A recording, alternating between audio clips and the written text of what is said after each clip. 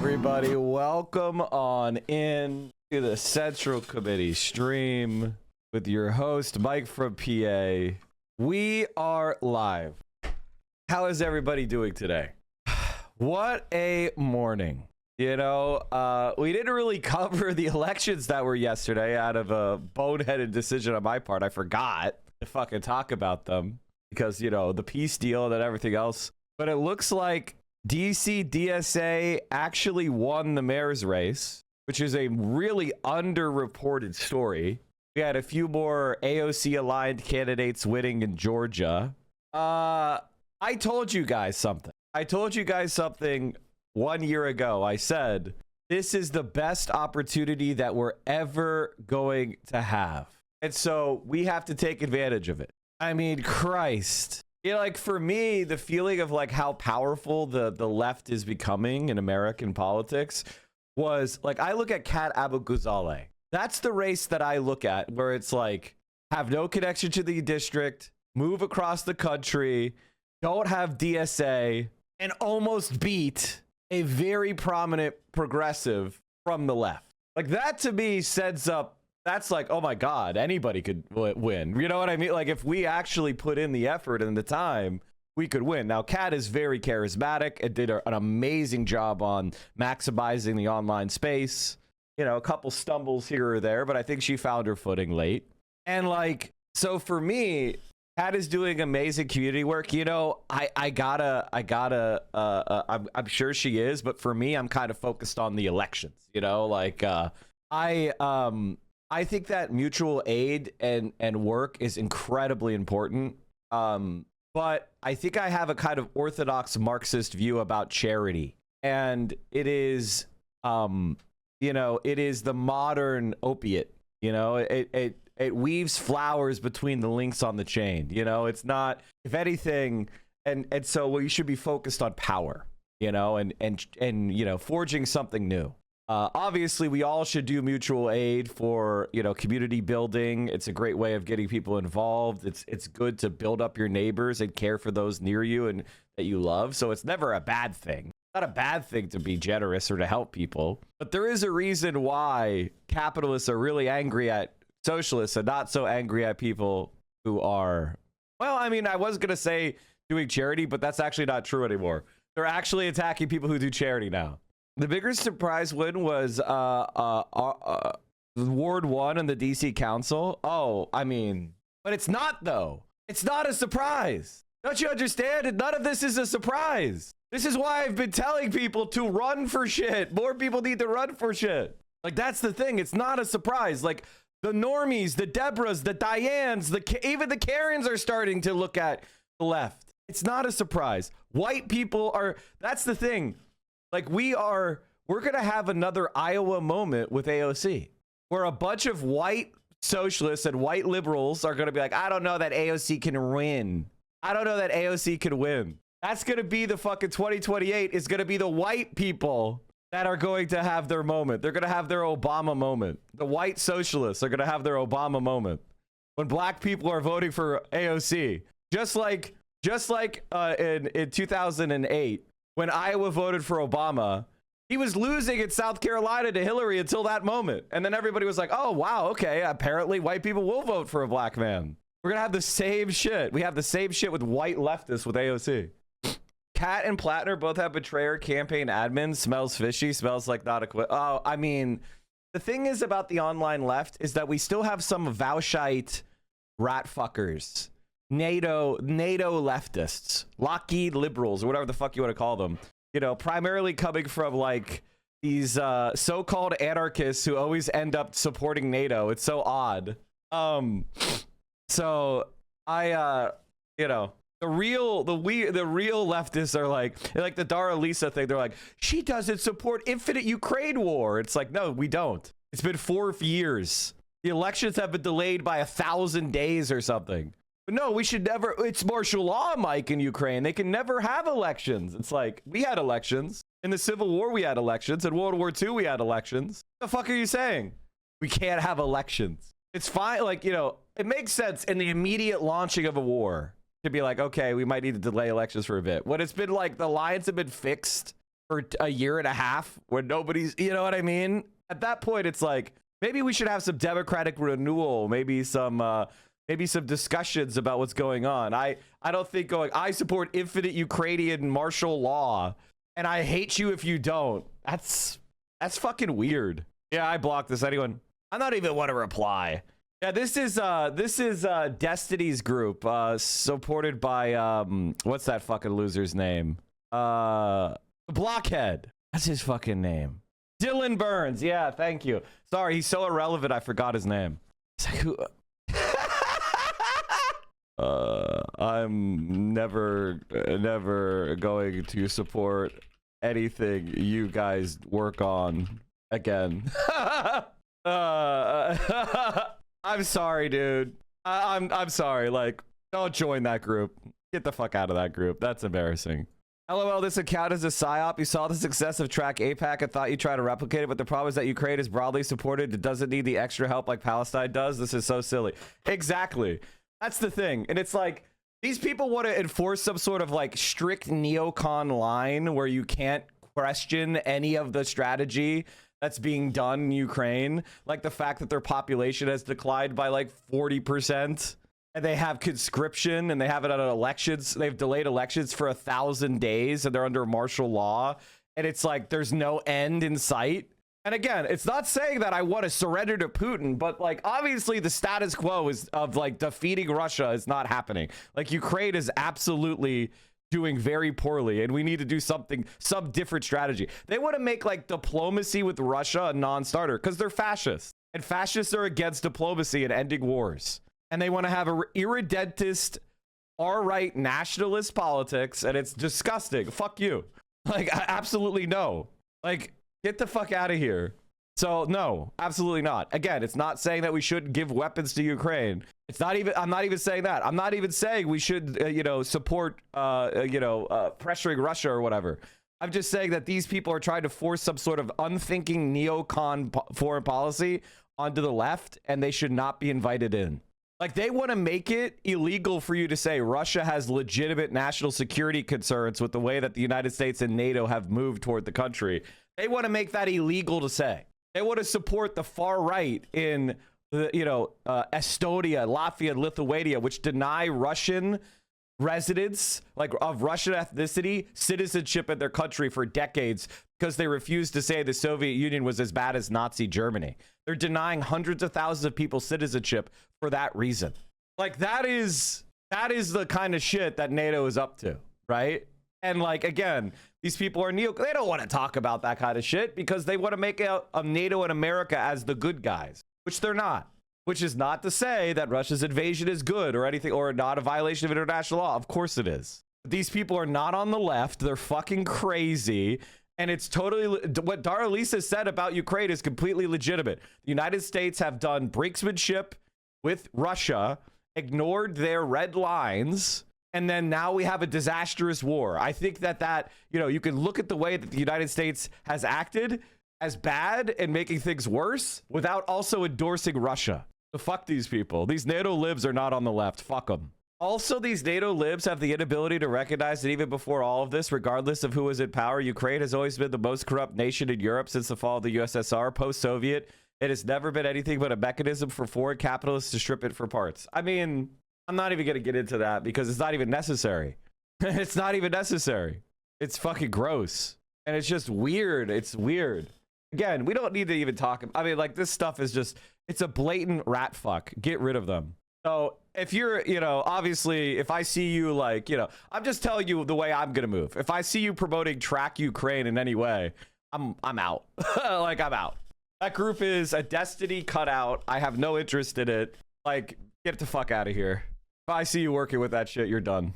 For capitalists being 50% Russian oligarchs, the United States of America is literally stealing Ukraine's natural resources right now.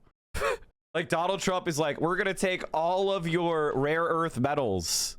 We're forcing them to privatize like titanium mines that used to be held by the Ukrainian state and would made a lot of money for Ukrainians. Like, again, people have no idea what they're talking about. Of course they don't. Why would they? They think America is the good guy. Also, Ukraine is pro-Israel and it's pro-Taiwan. It's all the same shit. And Taiwan is pro-Israel. Like, it's like everybody wants to pretend that all of these things are independent of the American empire. Taiwan exists as it is today because America was sanctioning and attacking China and interfering in the Civil War on behalf of the nationalists, right? Why? Because they were doing anti-communism. So they supported Japanese, like literal fascist war criminals, because they didn't believe in Chinese self-determination. If the Chinese wanted to be socialists or communists, the United States wanted to make their country fail. That's how we work. So I don't want to hear this shit about self-determination. Get the fuck out of here. Like, so you can't separate these things out and then go like, oh yeah, you have questions about the way the NATO is operating in Ukraine. That means that you support Russia. I mean, this is APAC shit. This is warmonger shit. We don't move like that. We absolutely don't move like that. All right, so let's get going with, I just wanted to point that out. Those people are fucking rat fuckers. Get them out of here. I have no interest in working with anybody doing track Ukraine anything.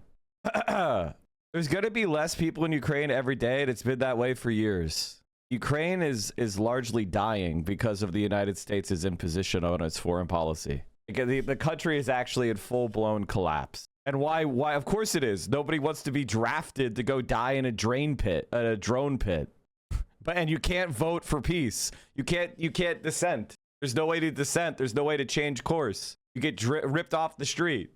And again, people are perfectly happy to have other people go die in wars, right? If you're a fighting age male, means you're between the ages of 18 and 60, and you think Ukraine should be forced to fight this war, you should be going over there and volunteering. They'll take you. They'll take you. So I don't want to hear your ass say how much you love the Ukraine war unless you're over there already. Fucking Reddit ass motherfuckers. Remember how Redditors were like, I'm going to volunteer. I'm going to volunteer. Did it turn out that there was less than 500 volunteers or something? People create in 2020. Okay, so 3,000 applied to volunteer. It was 1,000 actually volunteered.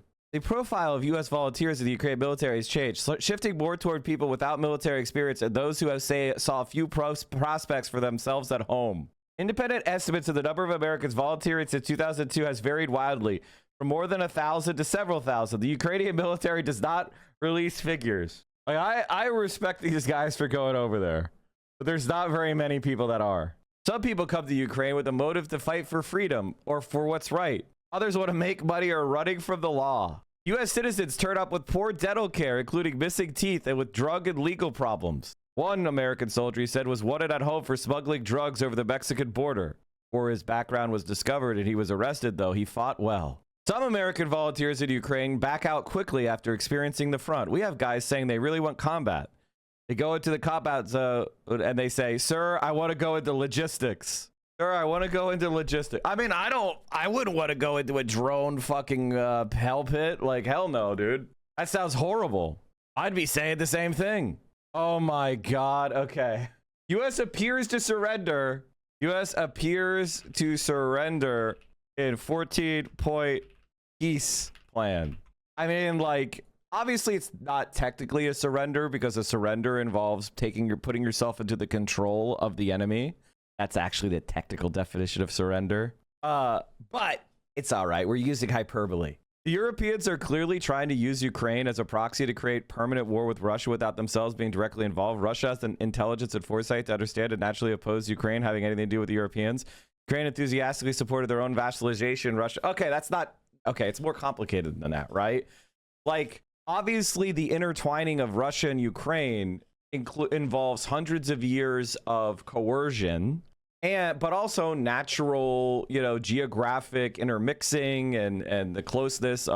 And there is a Ukrainian national right, and and they have their own perception. They consider themselves white or Western, and they're trying, and they distance themselves from the Soviet Union. They distance themselves from Russia, and they're trying to become part of, because being in the EU, being part of the quote Western world is where your standard of living goes up. It makes sense, right? If you can get into NATO, if you can get into the EU, then you can live and move anywhere in the EU.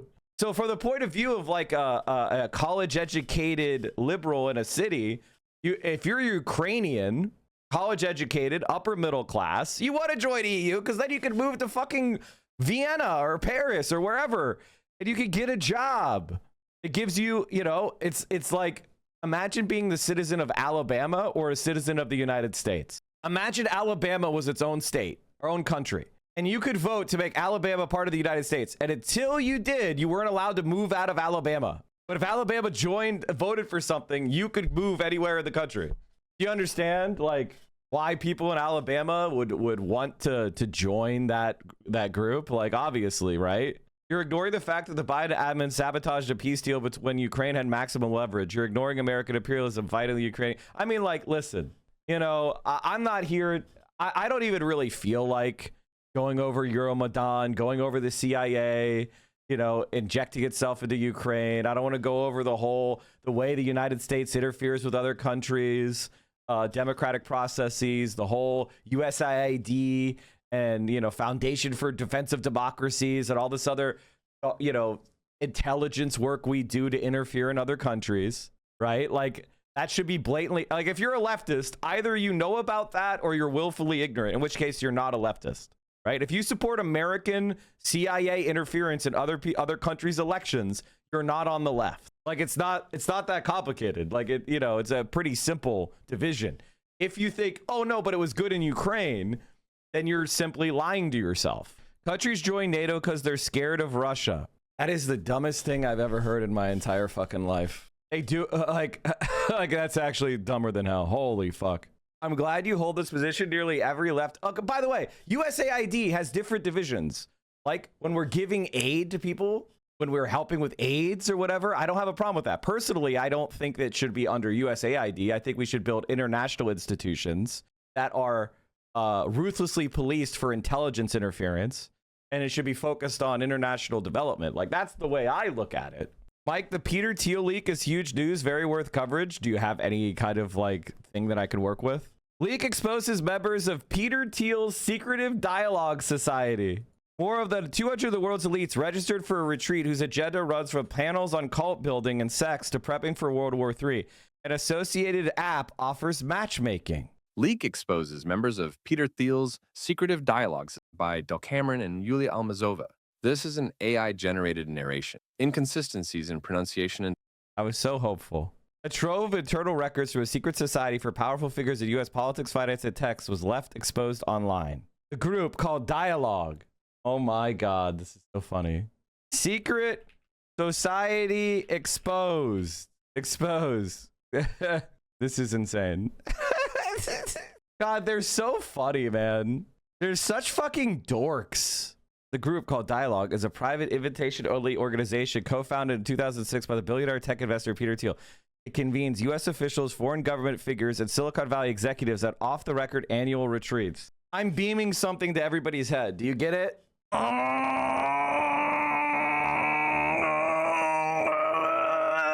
you guys getting it?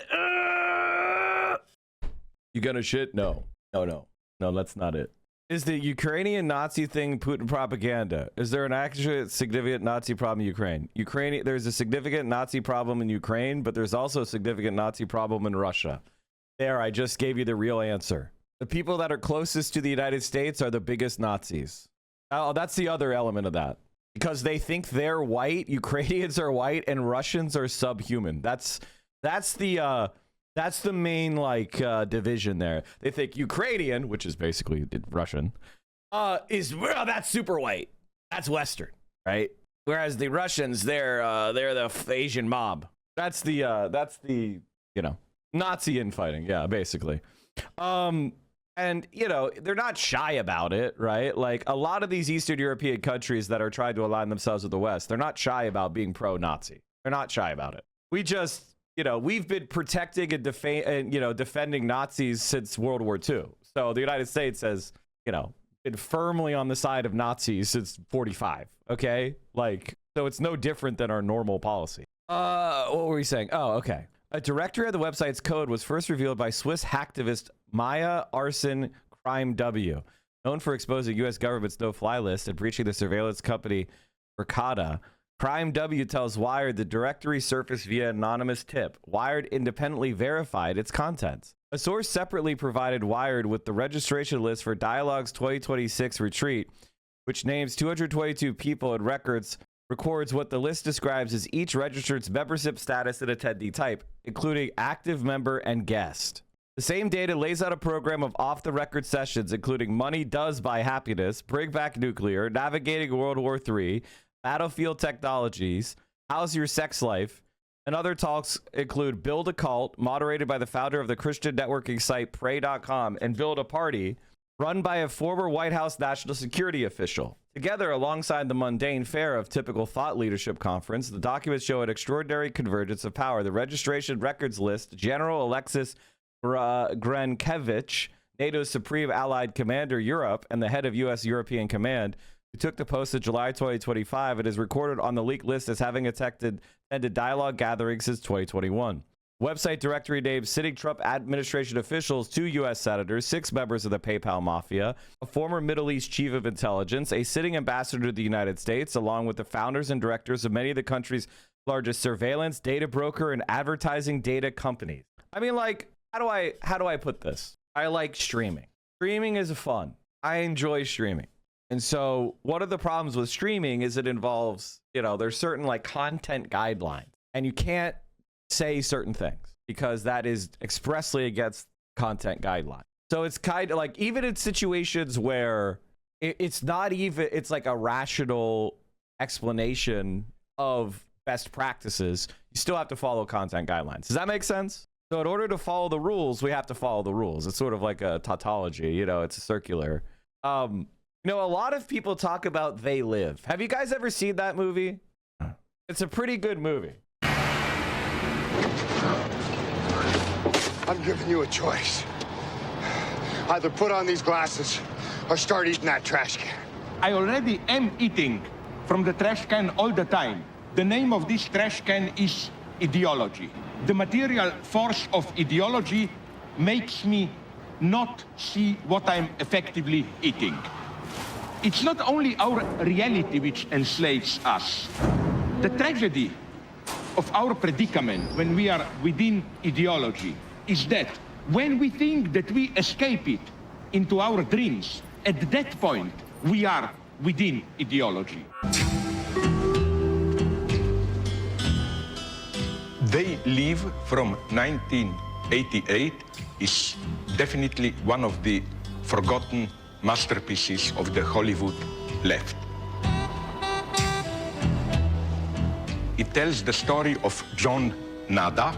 Nada, of course, in Spanish means nothing, a pure subject, deprived of all substantial content, a homeless worker in LA who, drifting around, one day enters into an abandoned church and finds there a strange box full of sunglasses.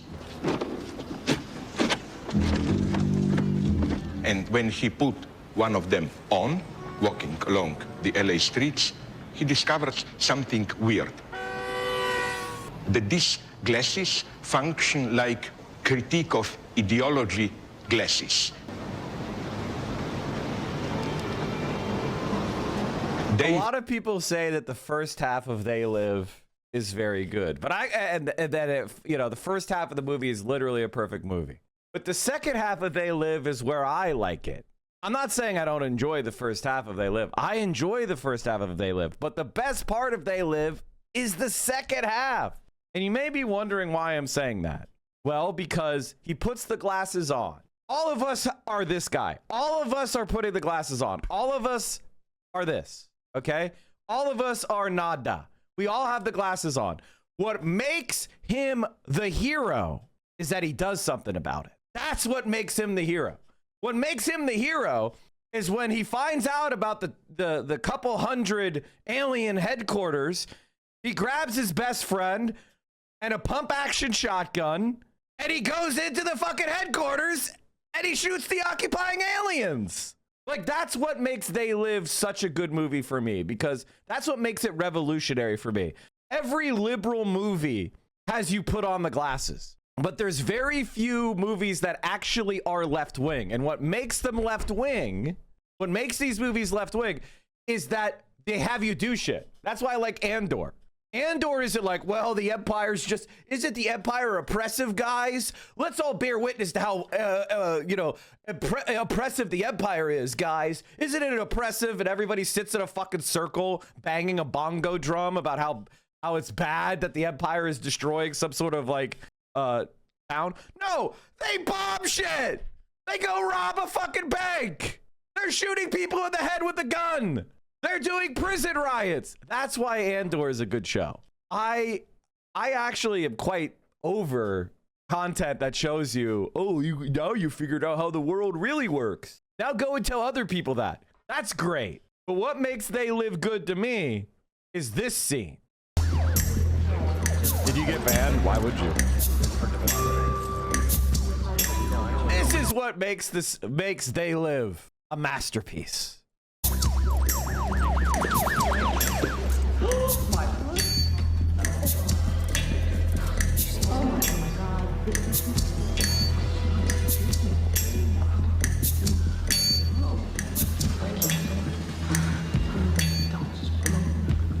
I have come here to chew bubblegum and kick ass.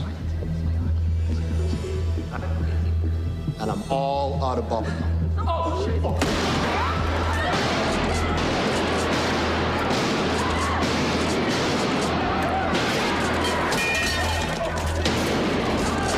Now, what's really important about this show is he's discriminating. Notice that this isn't random violence. He's using the glasses, and he's only targeting the aliens. He's not going out there and nihilistically lashing out against society. He's only targeting the aliens. He's only targeting that class of aliens that are oppressing everybody. Even the people that are tricked by the people that don't have the glasses on, they are all, you know, forced to conform within the society. He, as a glasses wearer, he used to be those people until he got the glasses. They have revolutionary potential. So he's not targeting regular people and normal people. He's only targeting the class of aliens, the oppressors, with the knowledge. Has a shotgun. White male, 30s, long hair. Mama don't like tattletales. Wearing sunglasses.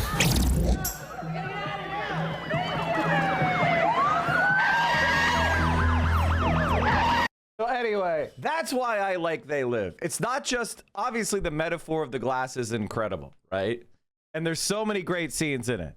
But what makes They Live a masterpiece is it is a movie about taking action, radical violent action even. And that, I think, what makes it different than a lot of the movies you see. Like, one of the examples of movies that I hate is Don't Look Up. Don't Look Up is the exact movie I hate. Don't Look Up. I think it fucking sucks. And why do I hate Don't Look Up? Because it's all navel-gazing media class nerds. And the climax of the movie is them sitting around smelling their own farts. I was rooting for the asteroid at the end. I wanted those annoying libs to shut the fuck up. I was like, please, can we stop with the liberal bullshit and blow this fucking planet up? Because at no point did they say, hey, we should kill some of these people that are making us not fight the asteroid. They go, I went on the TV and I flirted. I did everything I could. I went on the TV. No, motherfucker, you didn't. You were in the Oval Office. You saw the president making an evil decision, grab a fucking gun and blow her away. But that idea never even comes into their question, right? They're locked in to whatever this system says. Yes, the system is corrupt. But what bothers me is there has to be a little, like, Americans are stupid. You got to be more didactic than that. You have to show Americans that fighting against the system is the good thing to do, like literally, by any means necessary. Not, oh, well, I went on TV and people didn't listen to me. You hate the movie because it accurately depicts reality? No. I hate the movie because we've had enough of those. We've had enough of those kind of movies. We've had enough. Did you guys notice how bad things are? Did you guys notice how it's so bad? Guys, have you noticed? There's no movie saying, okay, you know it's bad. Here's what you should do. And that's why They Live is great. Because when this guy gets exposed to the real answer, he doesn't sit back. He goes, oh my God, I've got to fight back. And he starts fighting back. And that is the lesson people need to learn. The lesson if they live is there's only so many aliens on the planet Earth. They can all be eliminated. That class of occupier can go away. We can win. These structures of these systems are not invincible. They are constructs of the society we live in. Star Wars subreddit, politics is bad, and/or subreddit. Exactly. Star Wars subreddit, politics is bad. Okay, and/or subreddit. Has to be really Tie me to a missile and fire it at Tel Aviv. I am ready. Oh my God! 5,000 upvotes. Let's fucking go! Thoughts on which movie was it? Thoughts on V for Vendetta. I don't like V for Vendetta because it's anarchist praxis and it's waiting for Superman. I don't like that. The reason why I like They Live is John Nada is not Superman. He's not some sort of special agent. He's not some sort of like super expert. He's a regular guy and he fights back. And he doesn't get to win. He doesn't survive at the end. Spoilers. Sorry, everybody. It's a movie from the 80s. So give, you know, at a certain point, we're allowed to assume you've seen it. He dies in the end. That's fucking based. That's why the movie is perfect, because you're not waiting for Superman. You're not waiting for some sort of special agent. He didn't have to be some guy who knows shit that, you know, he's just a regular person who grabbed the gun and went to work. And he didn't expect to have a happy ending at the end. The happy ending was winning. Anyway, going back to the story, I don't know why that suddenly came to my mind. I just wanted to have a conversation about that real quick. I don't know why that came into my mind. Anyway, 200 of the world's most powerful evil capitalists are in one room. These executives appear side by side with senior U.S. officials overseeing their industries. Aria Hoffman, Dialogue's chairman, founded the location data broker SafeGraph and the identity resolution firm LiveRamp, two of the most important suppliers of the consumer data economy. He appears with the directory alongside Treasury Secretary Scott Bessent, whose department writes the rules on financial data, and Senator Ted Cruz, chairman of the Commerce, Science, and Transportation Committee, which oversees Federal Trade Commission and its Data Privacy Authority. Palantir co-founder John Lonsdale, by the way, in case you want to know what this guy says, Palantir was founded to kill leftists. I don't run Palantir anymore, but I will never stop helping the good guys to fight commies or Islamists whenever we encounter them. It's a permanent mission for our civilization to oppose those evil authoritarian forces and prevent them from hurting us or taking more land. Co-founder John Lonsdale, Palantir was founded to kill communists. It looks like they deleted the account he was replying to. Whose software runs case management for U.S. Immigration and Customs Enforcement and data fusion for the Pentagon and intelligence community, is listed in the same society as Army Secretary Dan Driscoll and Representative Jim Hines, the ranking member of the House Intelligence Committee, which oversees agencies that Palantir contracts with. None of the individuals named in this story responded to requests for comment. Rafi Greenberg, who lists himself as Dialogue's executive director on his LinkedIn profile and is author of the self-help book How to Be a Grown-Up, did not respond to a request for comment. The registration records appear to show not only who belongs to Dialogue, but who attends. Of the 222 people signed up for the 2026 retreat, according to the leaked records, 87 are marked as first-time attendees. Others list histories stretching back more than a decade, and a handful to the society's founding 20 years ago. None of the registrants, Brian Quitch included, used a government email address, all registered with personal or corporate accounts, placing their attendance outside the email systems subject to public records laws. What ties the roster together more than any title or office is a shared preoccupation with artificial intelligence, longevity, and the near future.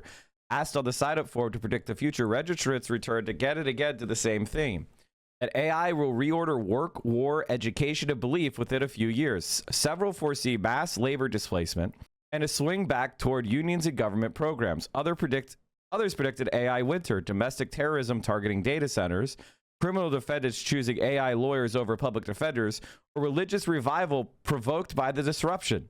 Societal degeneration, predicted one person, will continue to accelerate. Dialogue also plays matchmaker. Its participants form as registrants whether they are looking for love, offers to include single man and single woman, or other respondents for future matchmaking. Separate site dialogue.dating.org hosts an app pitched as a meaningful connections for exceptional people. The form also gathers sensitive answers, including each registrant's political leaning, which Dialogue promises will not be shared in the app or with other participants ever. That data and the matchmaking responses was exposed in the leak. The leak registration list named senior figures absent from public directory of 113. Randy Krosner, a former governor of the Federal Reserve who now serves on the Bank of England's Financial Policy Committee. Wait a minute, the Federal Reserve is American and the Bank of England is British. Why is this guy shifting between both countries as if there's some sort of international capitalist class that doesn't care about borders and it doesn't matter at all what your nationality is? It's almost like they're above it all and they're almost like aliens occupying the planet. Haley Hoffman, a former governor general counsel at Act. This is why Professor Jang and this type of shit is popular, right? But the thing about Professor Jang is he's distracting you from these guys and he makes up bullshit, right? He's distracting you from the reality of where power is being openly coordinated toward some conspiratorial garbage moron bullshit that has nothing to do with reality, focused on hating ethnic or religious minorities. A former general counsel and acting chief of the Drug Enforcement Administration, Jonathan Greenblatt of the ADL, the chief executive of the Anti-Defamation League, Peter Gottler, the president of the Cato Institute, Ryan Stowers, the executive director of the Charles Koch Foundation, and Roger Mearson, a Nobel Laureate economist at the University of Chicago. Now, listen, it's almost as if Zionism is not really even about Jewish people, and the ADL isn't about Jewish people being safe, and more about an international fascist conspiracy. It also lists a cluster of Google and Google DeepMind executives, among them Tom Liu, who leads global affairs for the company's Frontier AI division, and one working journalist, Soad Mekhanene, a national security correspondent for the Washington Post. She's listing running an event called Ulysses Book Club. The rest of the membership spans hedge fund and private equity billionaires, current and former foreign officials, network television actors, best-selling authors, and religious leaders. I wonder what religion? One of several internal documents Dialogue left exposed on the same online database that held its registration records is a guide for event moderators, urging them to remind participants that everything is off the record and that comments should be concise and non-obvious. It also coaches them to model brief introductions to avoid status signaling in a room full of senators, dignitaries, and tycoons. Accounts describe retreats of around 100 participants. The 2026 registration list reviewed by Wired names 222. Public glimpses are rare. The statistician Andrew Gelman published one of Dialogue's invitation to his blog in 2022, describing its format at a registration fee of more than $16,000.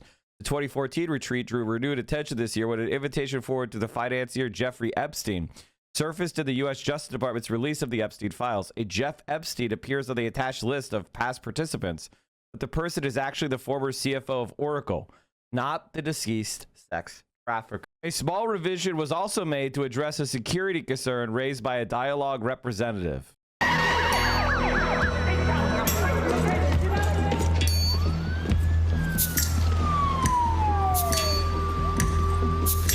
Anyway, Dialogue, that seems pretty bad. Who else was in there?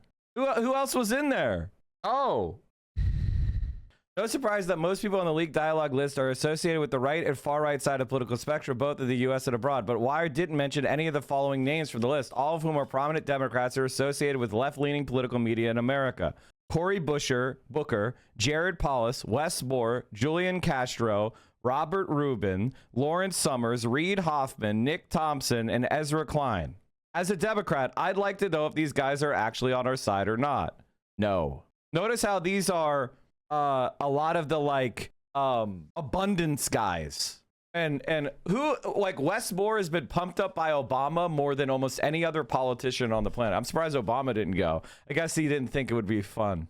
I honestly, I gotta I'm like biting my tongue, man. Like I'm biting my tongue. Like I don't know what else you could even say. We all failed to consider that the Illuminati would leave clues. The clues are in all the places you most expect.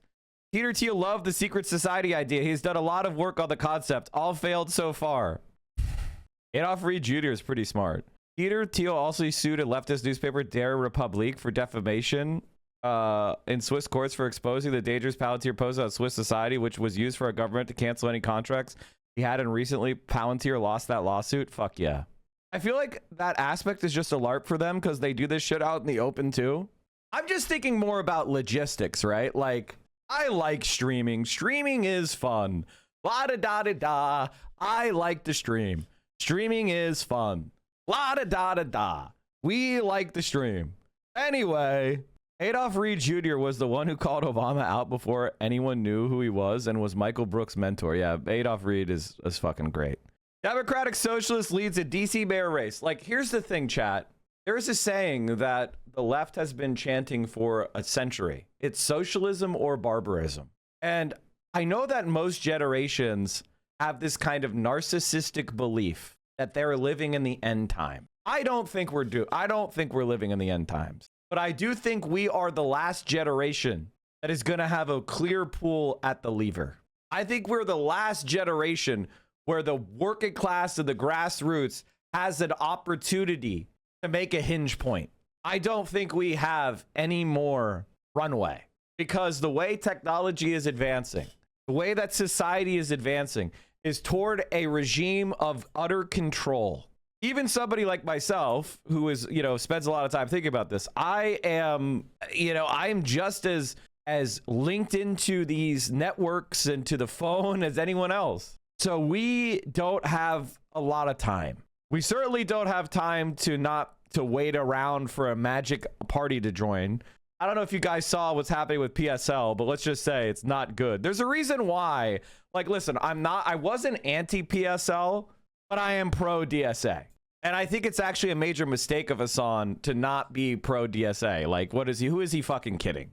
PSL is having a split, and it's embarrassing. And there's a reason why I don't talk about that org very much. It's not that I'm against it. It's just that it's just not working. Their strategies don't work, and they never change. What do you want me to say? Hassan is pro-DSA, but he's constantly telling people to join their local DSA. Yes, but we have an obligation, Hassan and myself, to actually get control of at least get leadership of this org. Like, the problem that we have with DSA is that right now, and I love everybody in DSA and it's so cool and I love you, there's no like prominent DSA leaders, right? There's politicians that have come out of DSA, but there's nobody who's a prominent DSA leader who's DSA. And a lot of people are against that idea because they have small amounts of like social clout within their own, like, like they would chafe against that idea, which is kind of embarrassing because those same people want you to never criticize AOC. So they can see the value of leaders, but they don't want to actually it's the iron law of institutions. We need to have some sort of like more leadership, more charisma, more of a say. Did you see Riley Gaines' leak of her getting talking points from her handler, a la The Boys? Give me the pillars again. So it's pro-life. Okay. First, second. Yep. Cool. The First Amendment, the Second Amendment, the sanctity of life, our veterans, I feel very passionately about. Do you guys, if you're going to talk about, I mean, you hate to even call them political issues, but do you specifically say like the left or the right, or is that something you try to kind of refrain from? Like if I were to say something to the effect of like the left is still doubling down. Yeah, you just from the beginning. So okay, first, that's what I needed to figure out really quick. I do find the Brian Tyler Cohen, I'm sorry, but the Brian Tyler Cohen watermark is gigantic, but the source is like tiny. Have you guys noticed that? So this will get fucking lost when it gets uploaded and downloaded and uploaded, compressed. Don't worry, Brian Tyler Cohen's watermark is gonna stay bright and large. God, this guy fucking annoys me. Mike, as your favorite chatter, I'm letting you know. Okay, thank you. Anyway, sorry about that. I know the video was supposed to be about Riley Gaines, but I can't help but notice that and be rubbed the wrong way, right? I feel like if you get a video from someone else, the source should be larger than you, right? Like, I mean, maybe I'm an asshole here, but I feel like if somebody else is providing a source that's from inside fucking her, Riley Gaines, like inner circle, they should get more credit than you should. Reposting it with no edits and no fair use additions. I'm just saying, from my point of view. Is when I first... Honestly, I kind of want to cover up Brian Tyler Cohen. Because fuck this guy. The cube is back. The cube was made during the Russian invasion. I need to just have the cube. I need to just have the cube permanently. We need another side though. Instead of, you know, Putin is very bad. It's like, that's obviously not important. I mean, definitely over a year though. I heard the smoke alarm chirp. That's not me. I don't have smoke alarms that chirp. That would get changed the same day. Can I just say that like around 2 years ago? Yeah. Wait, tell me the pillars again. So it's pro-life. Okay. First, second. Yep. Hello, my name is Riley Gaines, and I'm a very, very proud Patriot Mobile user, and I have been for about 2 years now. God, I mean, like, obviously this is cringe as fuck, and it's like, I mean, it's obvious that this is what The Boys was made to critique, and yes, obviously right-wing conservatives don't understand or know anything, and they're just making money and grifting. Wow, what a surprise! What a fucking surprise! You know how many people have given me talking points? 0. You're just lucky we've never heard your handler VO feed you talking points. All right, chat. Well, let's talk about some of the huge wins, which is DSA candidates. DSA, yeah, candidates keep winning. Let's fucking go. In DC, the DSA candidate is leading for mayor. Ladies and gentlemen. With everything that's been happening with the World Cup and the Knicks, the Ukraine has gotten swept under the rug. Anyway. We want to take a closer look at the race for DC's next mayor. Right now, Ward 4 Councilmember Janice Lewis-George is the front runner here, but with many ballots still to count, her top competitor, Kenyon McDuffie, says this race is far from over. Jacqueline Quinn is live outside the D.C. Board of Elections with more on how both sides are responding. Jacqueline, good morning.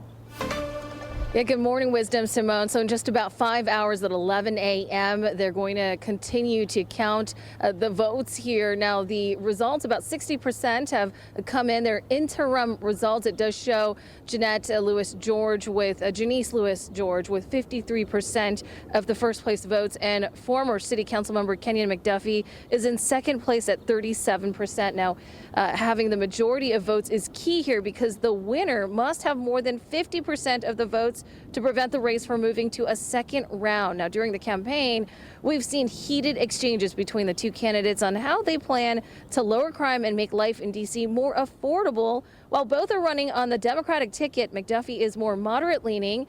Lewis-George has been more progressive and leans toward Democratic socialist policies. And as we wait for the official results, we heard from both leading candidates last night.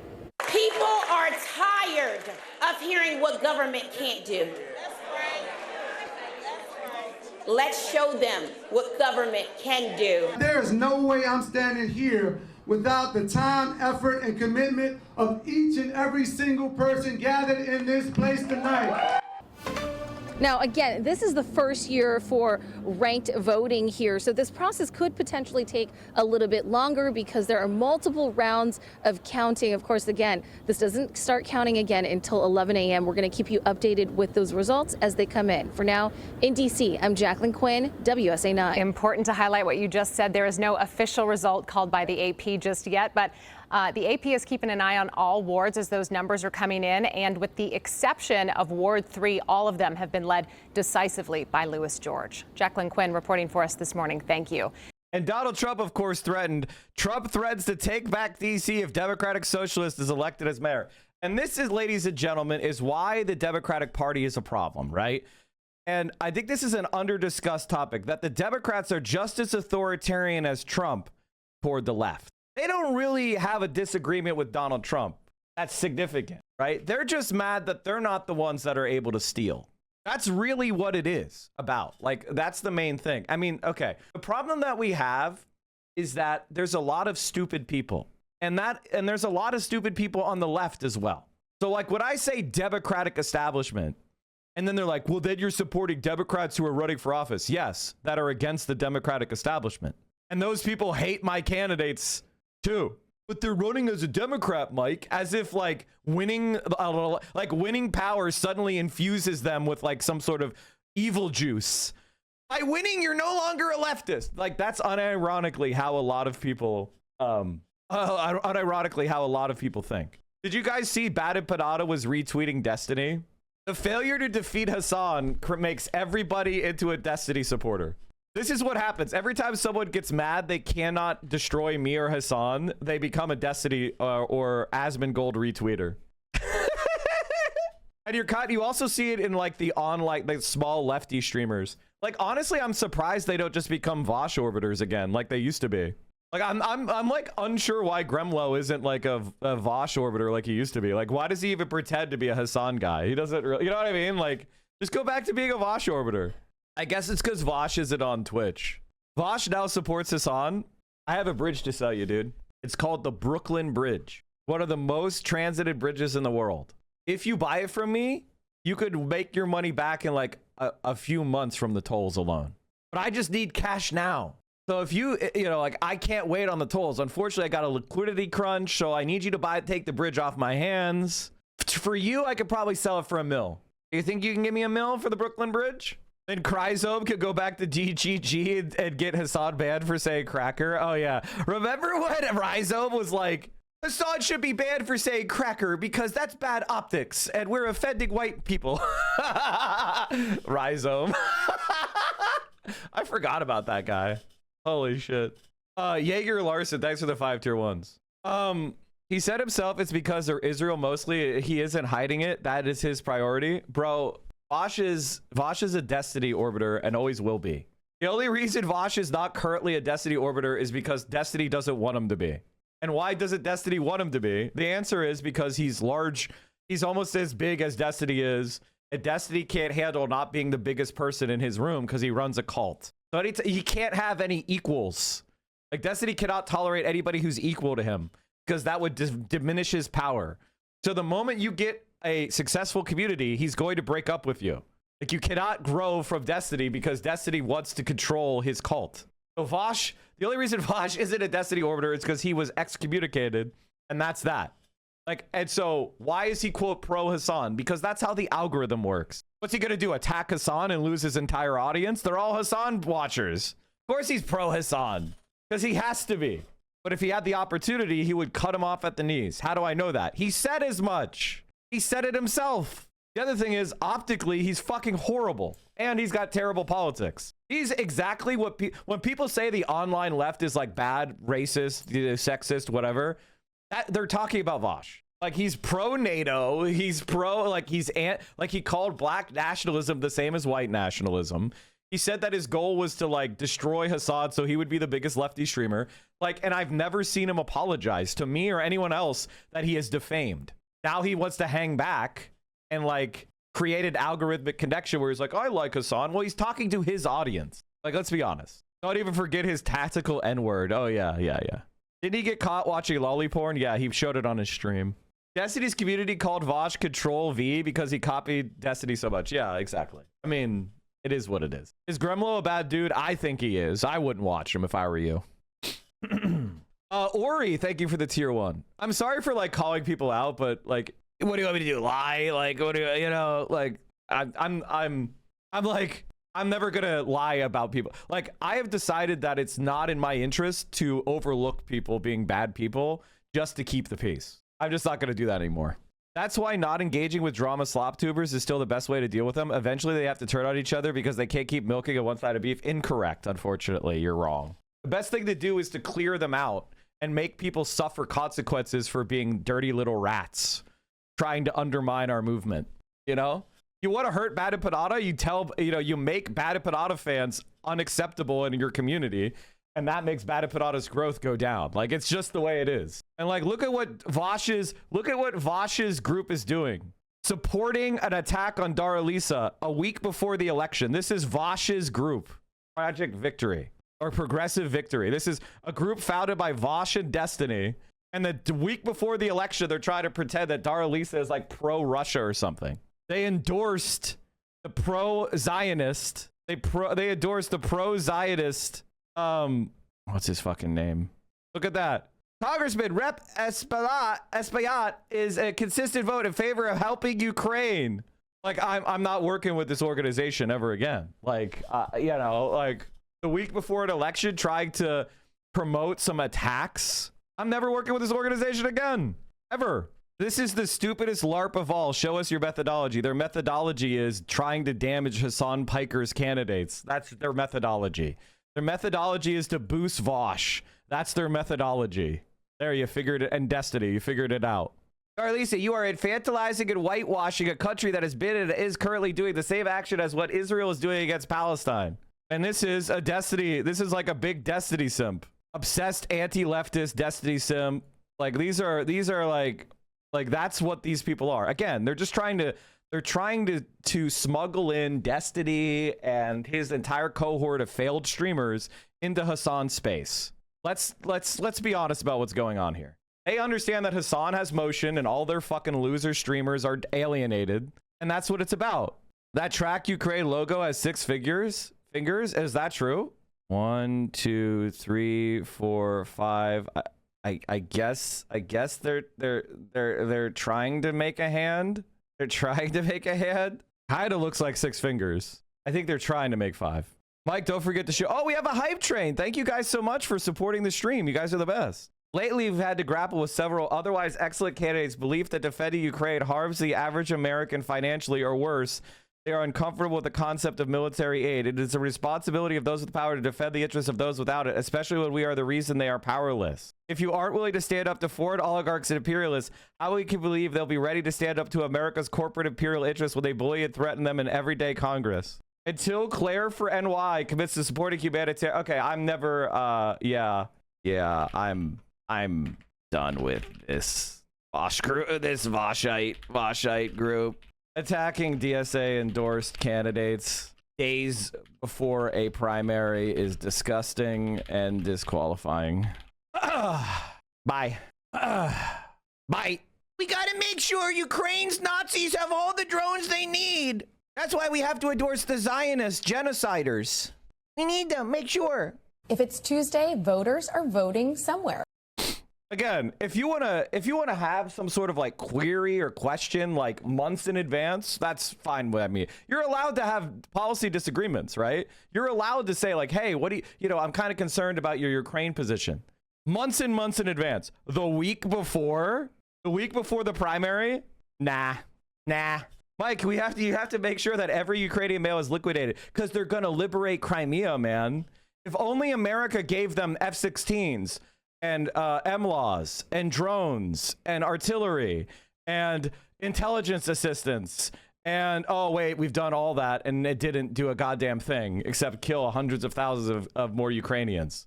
Amazing. Again, not saying that Russia's invasion of Ukraine was justified or legal. It wasn't. But the idea that like victory is around the corner if we only gave Ukraine hundreds of billions more is nonsense. Wars end from negotiated settlements.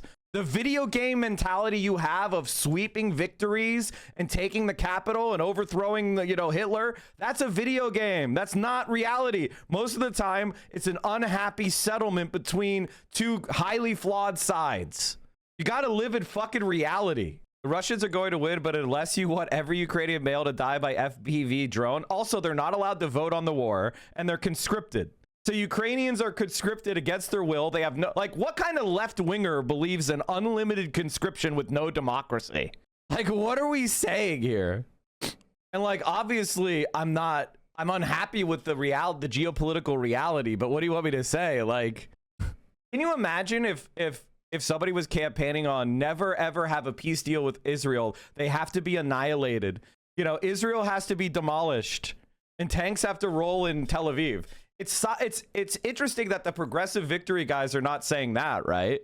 Because they understand realpolitik. It's not going to happen. Israel is not going to be invaded and occupied by a bunch of foreign militaries, and that there's a geopolitical reality, and they have enough strength. So what we could do is use our influence to demand a peace settlement, and we could use we could sanction and we could force them to end apartheid. But nobody's arguing for a full-blown military invasion of Israel because they have nukes. It's not a viable strategy, even though it would be justified because they're doing a genocide. And under the Genocide Convention, we have a duty to intervene.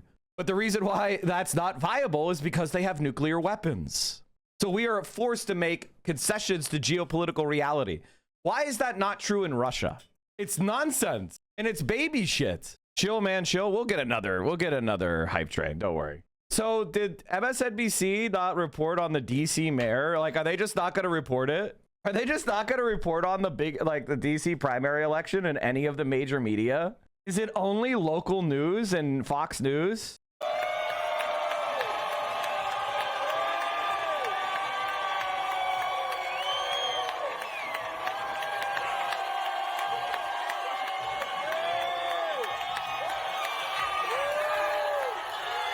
I can't believe all these white leftists elected another black DSA member. I thought DSA was white. Like, why do we keep electing black women to lead this group, this organization? I thought we were all racists. So odd how every single leader of this group is a black woman. Are there any white male DSA leaders, like you know, in politics? Like, who are the white male DSA politicians? Bernie isn't even in DSA. He's friendly to DSA, but he's not even in DSA. Oliver Larkin, that would be it.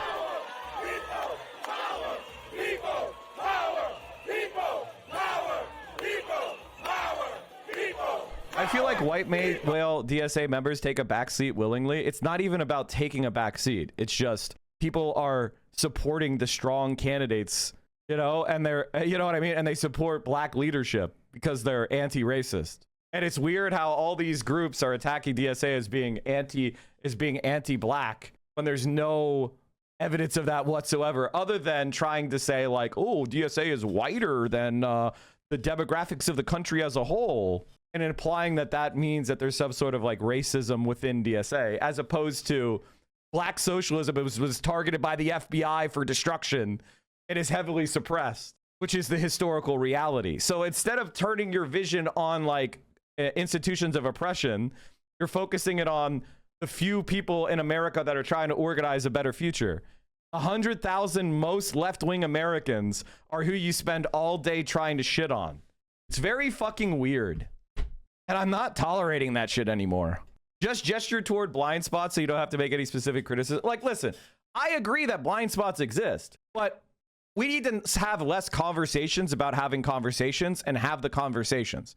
Make specific accusations. Say so-and-so is doing this, which is a blind spot. Stop having conversations about conversation. Make your fucking point. And the reason why people like to have conversations about conversations is because it remains forever mystical. It remains forever intangible. It remains never something that could actually be fixed or addressed or dealt with. No one can be held at really account. So everybody wants to have conversations about conversations because nobody's at fault for anything. But it allows you to throw shit on the org. And some people don't join DSA because they think it's white. There's a lot of people out there who don't join DSA because they think it's too white. It's a propaganda that works to keep the org smaller than it should be. Like, these lies actually do hurt our organizing. So at a certain point, you have to say like, okay, you don't like DSA. What group are you with? What socialist org is doing it black outreach the right way? I want to learn. I really do. That's a question that I think we have to be mature enough to ask. And the answer is like, DSA is problematic because it's upper class people. It's the PMC. Those are the people that read the fucking, that's why they call themselves socialists, because they're not going off vibes. They're nerds. They had enough, you know, they come from privilege and they had the privilege to read books and shit. They went to college and stuff. That is a privileged position. That's why it's more white, because it is an intelligentsia, downwardly mobile PMC group.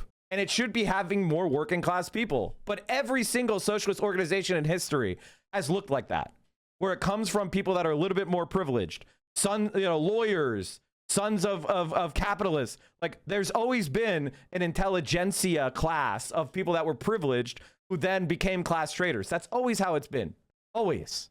So I want us to be more connected with the grassroots. I want more grassroots leaders. I want more trade unionist leaders. That's why I like Claire Valdez. You know, like, I'm not. And I'm having this conversation in an unguarded way because I just want to be frank. I want to be frank and unafraid. I want to be frank and unafraid, and I don't want to have to tiptoe around reality with you guys. And seeing another black woman elevated to power by the DSA shows you that we are changing the conversation. A lot of people are stuck in 2016. They're stuck in a reality where Bernie Sanders did not have inroads in the black community. It's 2026, and we've been spending 10 years building up a multiracial working class coalition. Now it's not an old white man from Vermont. It's a black woman from Pittsburgh, a black man from Philadelphia, a Muslim man from New York City, a Latina woman from New York City, a black woman from New York City, a black woman from DC. DSA is not, it is different than it was 10 years ago. And we need to acknowledge that progress. It's not about minority-led orgs. It's about base building in black and brown working class neighborhoods. It's not about various black, brown NGOs. And I think we have done that. If you look at that objectively, join DSA, we have done that. Look at Chris Rabb's election. Chris Rabb won with the white progressive plus young black people. It was a generational gap, not a racial gap, a generational gap. If you go and look at the black communities, the centrists did better with older black voters, and young black voters were with DSA. They were with Chris Rabb. You can literally see it's a generation gap, not a racial gap. Whereas white progressives of every age voted for Chris. You can't be a leftist and fight against an imperial force at the same time. You cease fire or die. Don't be a war. You guys just say shit. You say shit. Like, do you honestly, truly believe, and this is a question that I have to ask you, do you honestly and truly believe that the United States of America is defending Taiwan and Ukraine because of altruism and a commitment to self-determination? And if the answer is no, then why are you trying to debate and pretend that we're like pro-Russia or pro-China invading Taiwan or whatever? We're not. But we recognize that the United States is menacing and attempting to encircle geopolitical rivals in brinksmanship, and that leads to wars. And we want to have a different international system that accepts multipolarity and self-determination as a jointly held concept. To be honest, I think it's a certain consultant class that's been pushing us. You can't repackage white fragility into training or sex toy shop workers if you suddenly make it about how the owner of that business has been stealing wages. It's just another group of people that hold on their consultant work rather than actually help. Exactly. Good evening. Good evening, DC. Like, my general feeling, like, if you're a very strong like Ukraine war supporter, reach out. I will coordinate you enlisting in the Ukrainian military. I'll pay for your flight. Fuck, I'll even buy you body armor. Like, I will make that happen for you. If you believe that people should be fighting for that infinitely, I want to put you on the front line. I want to help you get there. I believe in you. Like, if I was supporting a war, like if I'm out there supporting a war, I'd join it. I would join that shit. If I was like, yeah, we definitely have to fight this war to the last blah, I would go and fucking join it. Like, and if you're not, why are you special and some poor bastard got ripped off the streets isn't? New main poll, absolute truth nuke. With independent voters, Graham Platter 52, Collins 38. Someone could go respond while you go fight for Hezbollah. Is the United States of America forcing Hezbollah? Are we allied with Hezbollah? Is the United States of America helping Hezbollah? Are we pouring $300 billion into Hezbollah? Is there a mandatory conscription of every Lebanese person to go fight for Hezbollah? If you support something, doesn't that mean you have to go to combat? You support the forcible conscription of people to fight a war they have no democracy in, and you are a male of fighting age. I support Ukrainians being able to have self-determination. You're the one who's living in opposition to your values, my friend, not me. You want to conscript other people to fight. I'm not telling you that we need to conscript Lebanese people to fight against their will. That's your position. Time card, what's up, man? Bad take, you're wrong. Wow, man, good argument. America is fighting Hezbollah through proxy Israel, so Americans who support Hezbollah should try and stop America's support of Israel. Exactly. That's what I'm doing. And I'm very effective at it, which is why they're so mad. The reason why they're so fucking mad is because Hassan and all of us who talk about these issues are changing American public opinion. And now people who support Israel are losing power. And so the American state's support of Israel is on the ropes. If the United States of America was supporting Russia by giving them hundreds of billions of dollars to invade Ukraine, I would be doing the same thing, telling everybody to we need to vote out all the pro-Russia candidates that are pouring money into Putin's aggression. I don't know where the confusion is. I want to hear your argument. Why is Mike wrong? It's like, no, it's good that democracy is suspended forever, that they're stealing money. Billions of dollars are being stolen by a corrupt Ukrainian elite. They have destroyed, the population has declined 30% in 5 years.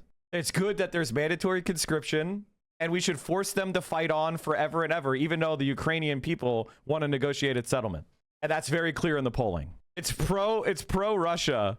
It's really laugh. Look at their chat logs. Oh, okay. That sounds fun. I'm sure it's a Destiny guy or a Vosh guy. Let's figure it out. What's the first one? Okay. Ukraine deserves sovereignty. Does that involve freedom from American influence as well, or just... Kat is a great candidate. What about the occupied Ukraine, Leia? Do they get to vote? I don't think you'll like the answer to that question.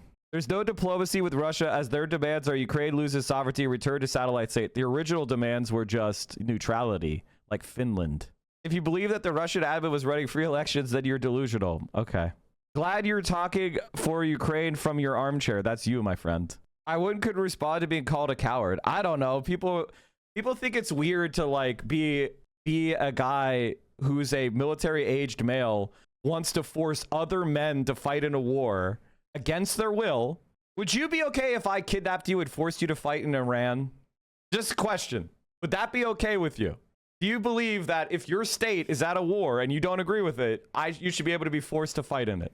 Like, it's so weird. What is the schizo mentality of keep fighting until we achieve victory? It's because they're not fighting. They think they're playing Hoi 4. For them, the people that are killed in combat aren't people. It's part of their identity. It's their sports team, you know? It's like watching a video game or Hoi 4, or, you know, it is like a counter on a UI somewhere. Manpower is ticking down, guys. Manpower, like they put themselves in the position of general or statesman or commander or president. They don't put themselves in the position of grunt eating a fucking fiber optic drone to the chin. That's not, they put themselves in the position of godlike aristocrat. Because that's what video games do to your brain. They refuse to accept the reality that Ukrainians cannot win the war unless the U.S. commits to enter the war. The U.S. can't commit to entering the war. The U.S. cannot commit to entering the war. We can't beat Iran. We have given Ukraine all the advanced weapons of the United States and NATO. They've gotten infinite fucking weapons. They've got all the training. They've gotten hundreds of billions of dollars. We would not win this fucking war. It would be the same shit. It's a delusional belief in American, like, omnipotence. That's not true. We couldn't beat fucking Iran. Like, it's just a non-serious point. Why are people mad you are repeating new reports? Honestly, the Ukraine thing is a liberal identity politic thing where it's like, you are saying that Ukraine isn't winning the war, which means you want Russia to win. They can't understand that analysis is different than reality, right? Like, or a sentiment or desire. I could say Ukraine is being destroyed by this war and it's not working, and the strategy, it's been 4 years now. You're not breaking through. You're not liberating Moscow. Like, it's just infinite bodies for the grinder. It's time to accept some sort of settlement. And the Ukrainian people have no ability to elect a new administration. You know that, right? It's a martial law. They can't dissent. They can't protest. They can't vote for a new government. It's mandatory conscription. And like, to be like, I'm in favor of that. That's not left wing. That's weird, man. 50% of Americans don't understand the words you're saying. I know. Is anyone offering peace? Russia included? No, I don't know what the answer is. No, I'm not even saying that Russia is. I'm just saying that what they want is to make it illegal to say they want to attack any candidate who says what I just said. I'm not saying there's a clean answer to Ukraine. I'm not promising a clean answer to Ukraine. I'm just saying the idea that Ukraine is clearly in the, there's only one answer that you must have is wrong. It's not America's political and geopolitical interest to force Ukraine to grind a generation of men into pulp. That's not in our geopolitical interest. It's in the interest of the military industrial complex. It's in the interest of a few elites. That's not the interest of Ukrainians. It's not in our interest. And they want to force you to have a pro-NATO, pro-war forever, intransigent, George Bush neocon style strategy. And they're attacking our DSA candidates to do that. In fairness, nobody gives a fuck about what they're selling. Yeah, obviously. They have been trying to get their stance on Ukraine for months. The candidates earn their endorsements. Fuck this group endorsement. Who gives a shit? Guys, I'm against the military-industrial complex, except for Ukraine, where we have to build trillions of dollars of weapons. I'm against it, just not in actual reality. Disgusting. Oh, by the way, that reminds me, Chad. Darializa will be on the stream tomorrow. Candidate they're attacking will be on my stream tomorrow. If you're feeling pissed off about progressive victory, I'm gonna have her on the stream tomorrow. So, well, we're gonna do that. No, we should support a negotiated settlement to stop the war and help Ukrainians live in peace. You know, the humane thing to do. Basically, my answer is I'm not even telling you we should do negotiated settlement. I'm just saying the idea that what we're doing now is the only path is fucking insane. And that's Darializa's position. Darializa's position is we need to examine all possibilities to bring the Ukraine war to a swift conclusion. I'm not even saying give up territory. I'm not even saying X, Y, and Z thing. I'm just saying that the idea that the only acceptable position for a left-winger is you have to do infinite Ukraine war is batshit crazy.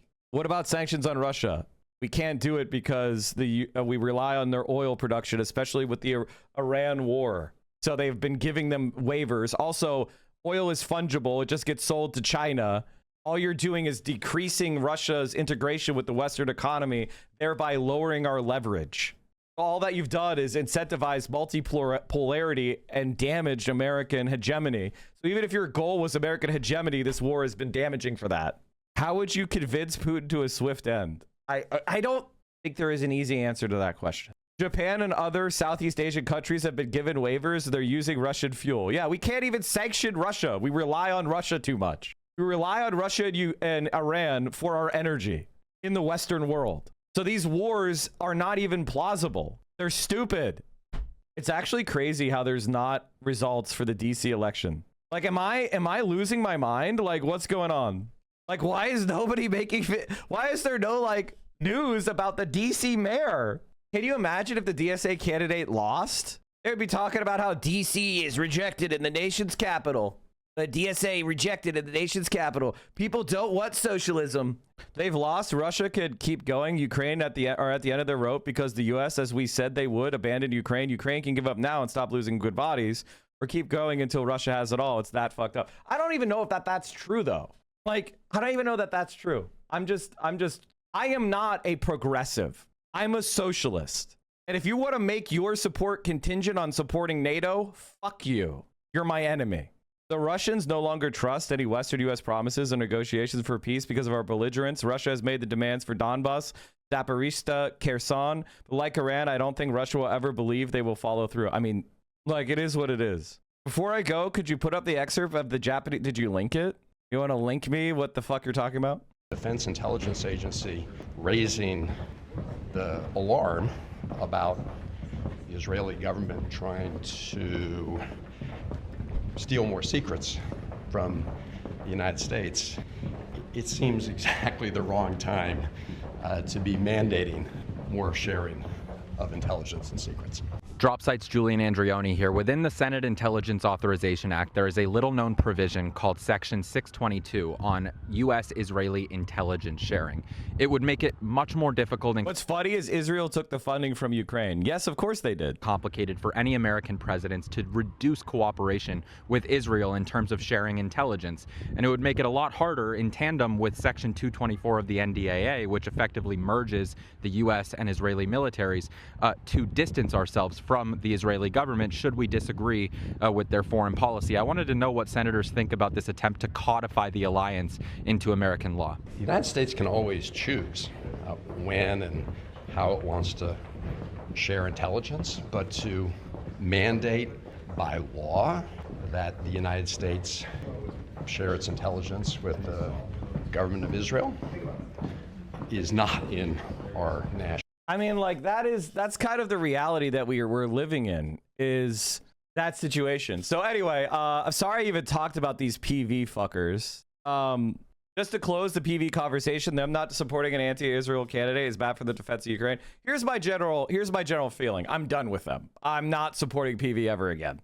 They're allowed to have their own group of candidates they want to support or endorse. But I'm done. I'm never supporting them again. I'm never doing any of their shit again. They're done. They're dead to me.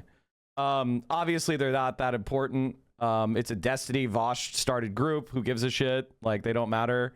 But as far as I'm done, as far as I'm concerned, progressive victory is cut off. Like, fuck those people.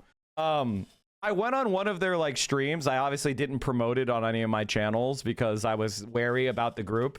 Because Hassan was going on, so they invited me as well, and I said, all right, I'll go on. And there was a couple candidates that I liked that were being supported, so I said, all right, I'll try it out. But I didn't promote it on any of my shit because I didn't trust them. And my instincts were proven right. So you could have convinced him against it. I mean, it is what it is. Emma was part of it too. Yeah, exactly. Yeah. There was a big YouTube video promoted yesterday that was Bulwark plus Destiny. Wait, what? No fucking shot. Show me. Anyway, now that we're talking about Vosh, Axios just reported sewer socialism is flowing through America's cities. Bulwark versus Destiny. Let me see this. What did I tell you about these Bulwark Nazis, man?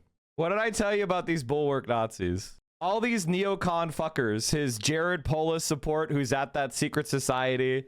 Now he's supporting Destiny on the main channel. Like, again, how come I'm so much better at recognizing enemies than everyone else? Jesus Christ. Holy shit. Politics stuff. What prompted mainstream versus far left media messaging? Deconstructing the capitalist ideology. None of them know what they're talking about. Rethinking mergers, acquisitions, and DEI funds. God, what a fucking dipshit. Holy fuck. My God. It's because you're grounded in ideology, they're grounded in a fairy tale. Yeah, it's fucking embarrassing. Holy shit. The autism, like, America's cities are seeing a socialism surge, but it's not. By the way, a reminder, Tim Miller, the pussy ass bitch, when I challenged him to a debate, blocked me, and then he works to promote Destiny. That's a guy who's currently being sued for revenge pornography. Classic pussy shit. Amazing. Jeb Bush's campaign manager. Mutant Magnet. They're trying to make Progressive Victory are trying to promote a Zionist candidate the week before the election. He was forced to acknowledge the influence of Hassan because a lot of their viewers have overlap. It's probably on their dashboard. It probably says, like, your viewers also watch Hassanabi. Probably on their fucking dashboard, so they were scared of Hassan condemning them. All right, let's keep going. America's cities are seeing socialism surge, but it's not the post-Cold War boogeyman that school children were warned about. It's called sewer socialism. It is the cornerstone for policies of the New York's Zohran Mamdani, Seattle's Katie Wilson, and Washington, D.C.'s mayoral candidate Denise Lewis George. Sewer socialism focuses on expanding government programs for the public good like affordable housing, childcare, and public transportation. The three Democratic Socialists are among those seeking to reboot the movement pioneered by Milwaukee, Wisconsin politicians in the 1900s when they expanded sewage systems and built the first municipally stored public housing project in the U.S. Sponsored, excuse me.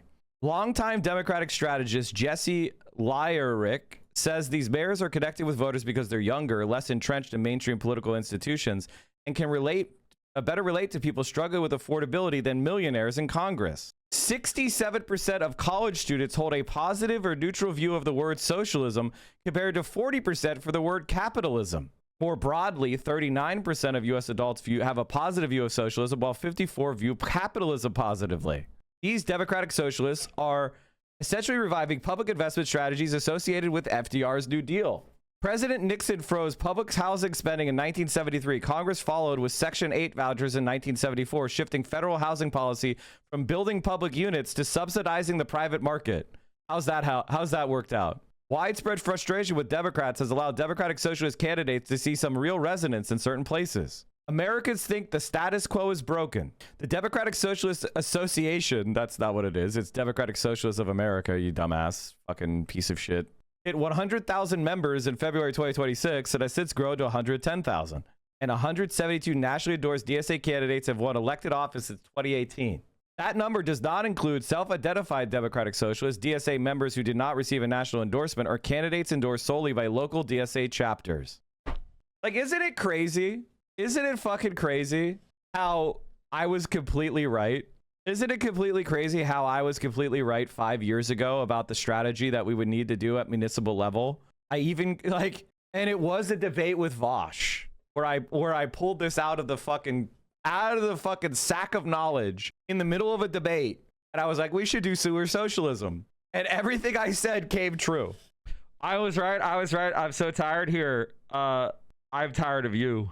I hear you talk frequently about get somewhere else you can spend your time, man. Does that offend you that I was right and that all the other people you're parasocial with are dumber than fucking dirt and have no accomplishments to their name and no knowledge? Is that embarrassing to you? I'm doing this cool thing with raffles and stuff that I think are rooted in sewer socialism. Wait. Oh, no, I love the raffles. Those are great. We need a Mike was right emo. Oh, God, you're right. I should just upload it. I should just, like, add one. He was a Jeff D follower. Nothing lost. I don't know what that is. EFT. I don't know what that means. What does that mean? Experiencing. Because at the end of the day, the working class is the biggest base of support. That's just the reality. And all matter of culture wars and culture war narratives and arguments actually try to divide and successfully, unfortunately, do divide the working class. So we need to get. Don't ever listen to this. The culture war. He doesn't have. Listen, if you're willing to ask somebody like Hassan what culture war issue they're willing to relent on. Are you willing to relent on having men and women's sports? Are you willing to relent in having men and women's bathrooms? That the working class is experiencing. Because at the end of the day, the working class is the biggest base of support. That's just the reality. And all matter of culture wars and culture war narratives and arguments actually try to divide and successfully, unfortunately, do divide the working class. So we need to get. Don't ever listen.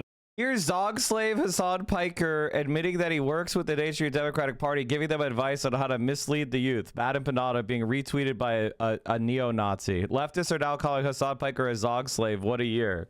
This guy also supports Israel. Intelligent and smart people. The problem, people are really not going to like this. You're not being oppressed by the top 2% of society. You're being oppressed by the bottom 2% of society. And the bottom 2% of society have caused all of the manifest problems in your lives are caused by the bottom 2% in society. Intelligent and smart people. The problem. What's really interesting about that is his mom was that. And he was too until he hit the lottery of streaming. So in Asmongold's perfect world, he would be killed with his mother. Is that what he's trying to say? Like, I'm not vibing it out. It doesn't make sense to me because he said that his mom never had a job and just sat on welfare listening to Nazi shit all the day. Like, I don't like literally he just posted that about how his mom, Asmongold said his mom never had a job. Like he said that his mom was on disability since he was 8. Like who is in the bottom 2% in your mind then, like, according to him? I think the main problem with people like Asmongold is we didn't help him and his mom enough. Like, that's the problem. Like, they very clearly needed social worker intervention. They needed to have like a better funded CPS. They needed to have more mental health care available.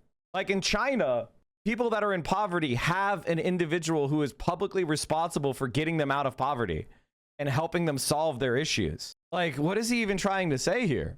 Like, here's what he said.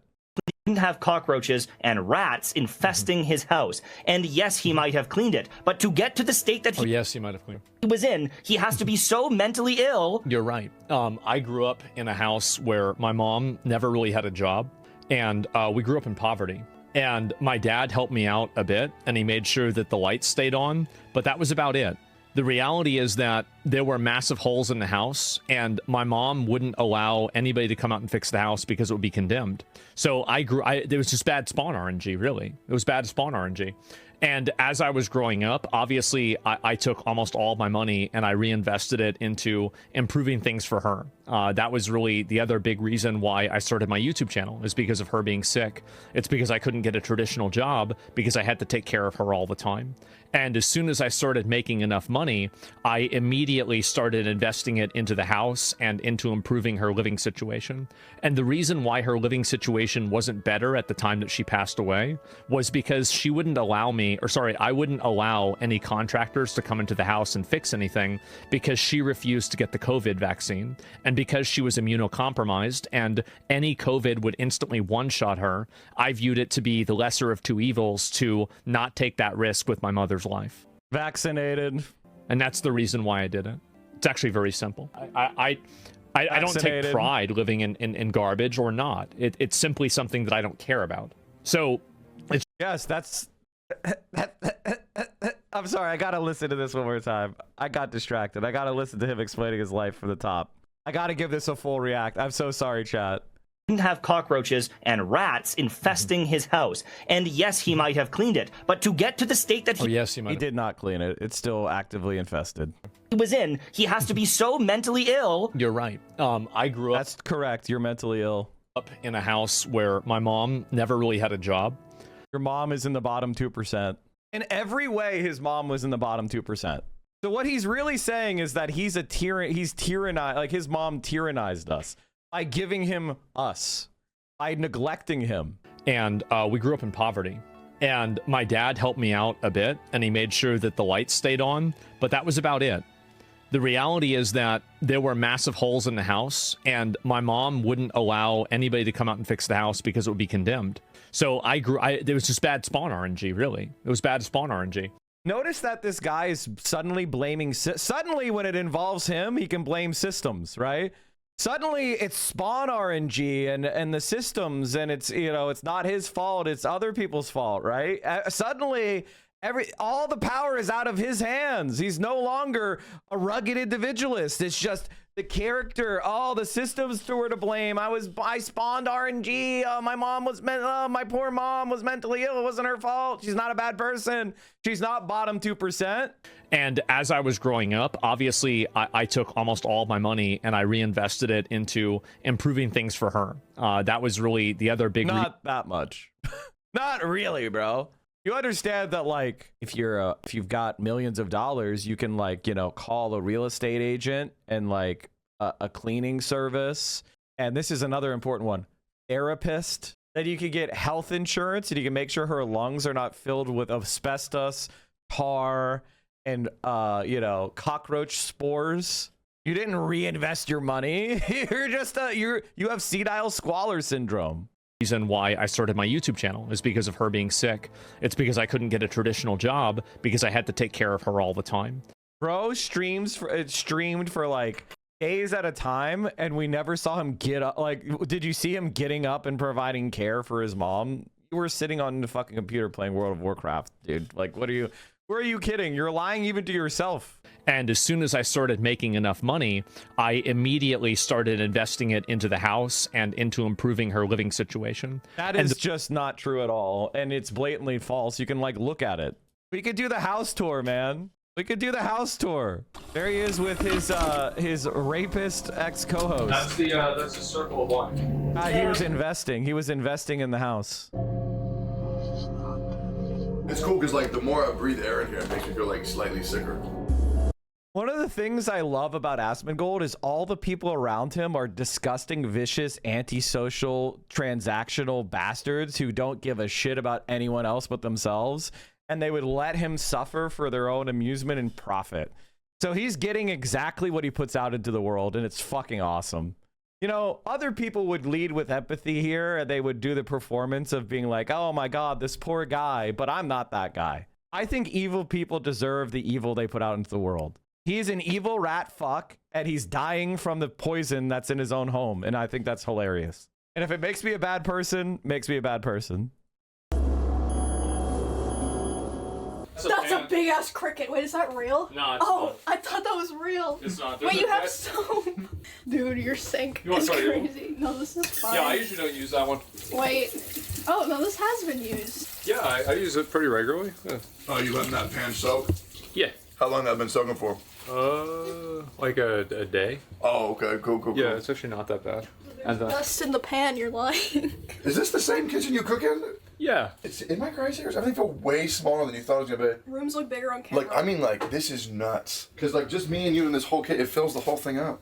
Holy fuck, that's the craziest thing I've ever seen. How long those been soaking for? They're not soaking. Oh, okay. There's no water. Okay, so if you wanted the fork and knife right now, where would you get it from? Right here. Sick. I have these. Yeah, I have these right here. That's crazy. Ooh. Oh, you've got cream soda, bunch of condiments. Those have been there for like a long time. I wouldn't pretty recommend clean. eating those. Okay. Oh, dude, Whataburger's Guys, he cared for his mother. This is legit depressing. Not at all. Not at all. Embrace your sadism. An evil rat fucking bastard is suffering every day, and he deserves the personal hell. Like, this is cosmic justice. All the money in the world. This guy's fucking like, he's suffering. It doesn't matter. He has all the world is his oyster, and he lives like this. Keep that in his mind. Keep in mind. Keep that in mind. Fucking awesome. To this, the culture war, he doesn't have. Listen, if you're willing to like ask somebody like Hassan what culture war issue they're willing to relent on. Are you willing to relent on having men and women's sports? Bro, there are basically no trans athletes of note in competitive sports. The Utah governor, GOP governor, wrote a letter vetoing an anti-trans and high school sports bill because he looked into it and there were 3 trans athletes in the entire state of Utah. It was a non-issue, and none of them were elite athletes. Nobody, it is just made up. You're focusing on shit that's just made up by the rich. Like, you're just making up shit that's just total bullshit. Maybe it was 6. Let me look into it. Finally, there is one more important reason for this veto. I must admit, I'm not an expert on transgenderism. I struggle to understand so much of it, and the science is conflicting. When in doubt, however, I always try to err on the side of kindness, mercy, and compassion. I also try to get proximate, and I'm learning so much from our transgender community. They are great kids who face enormous struggles. Here are the numbers that have most impacted my decision. 75,000 for 1, 86 and 56. 75,000 high school kids are participating in high school sports in Utah. 4 transgender kids are playing high school sports in Utah. 1 transgender student playing girls' sports. Oh, it was even less than I thought. So in the state of Utah, there was 1 trans girl playing high school sports. 1 in the state of Utah. These motherfuckers talk about this shit like it matters. Now, obviously, I think that a trans girl should be able to play high school sports if that's their identity and they've transitioned, you know, like, that's completely fine, right? But like, I don't think it matters that much. I think, first of all, being trans is very rare. It's an extremely rare condition, but it hurts people. It has a very high rate of suicidality. For some people, being trans is the most important thing that they're going through. And we know how to handle it. We know how to treat it. Transition, social transition. That's highly effective. I mean, that's the end of the conversation. A person has self-mastery, self-ownership. We know what happens if you try to force people to remain in a gender role that they reject. We have a medical solution that has an extremely high rate of effectiveness. There is basically no social cost to doing it. What are we saying here? 4 kids and only 1 of them playing girls' sports. That's what all of this is about. 4 kids who aren't dominating or winning trophies or taking scholarships. 4 kids who are just trying to find some friends and feel like they're part of something. 4 kids try to get through each day. Rarely has so much fear and anger been directed at so few. I don't understand what they're going through or why they feel the way they do, but I want them to live. And all the research shows that even a little acceptance and connection can reduce suicidality significantly. For that reason, as much as any other, I have taken this action in the hope that we can continue to work together and find a better way. If a veto override occurs, I hope we can work to find ways to show these 4 kids that we love them and they have a place in our state. This is a Republican who actually looked at the facts for once. And the transgender women in high school sports shit is bullshit. It's fucking fake. And you know what? I refuse to target these 4 kids for political expedience because it's cowardly. I want you to explain to me why these 4 kids should be oppressed for your stupid ass bullshit, Asmongold, you lying fuck. I'm not going to oppress 4 kids because you lied a lot, you fucking scumbag. I'm going to tell the truth, and I'm going to tell people to get the fucking grip. So if you ever ask me to show compassion for this disgusting rat, you're fucking wrong. Intelligent and smart people. The problem, people are really not going to like this. You're not being oppressed by the top 2% of society. You're being oppressed by the bottom 2% of society. And the bottom 2% of society have caused all of the manifest problems in your lives are caused by the bottom 2% in society. Intelligent and smart people.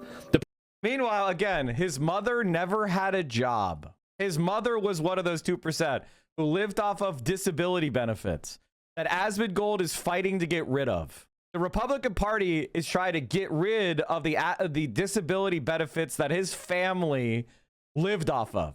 A lot of his politics is really about his own internalized shame because he's mentally ill and a fucking loser. Hot take, he hates his mom. I mean, he probably should. She neglected his ass. She traded him to live in filth and didn't care for him.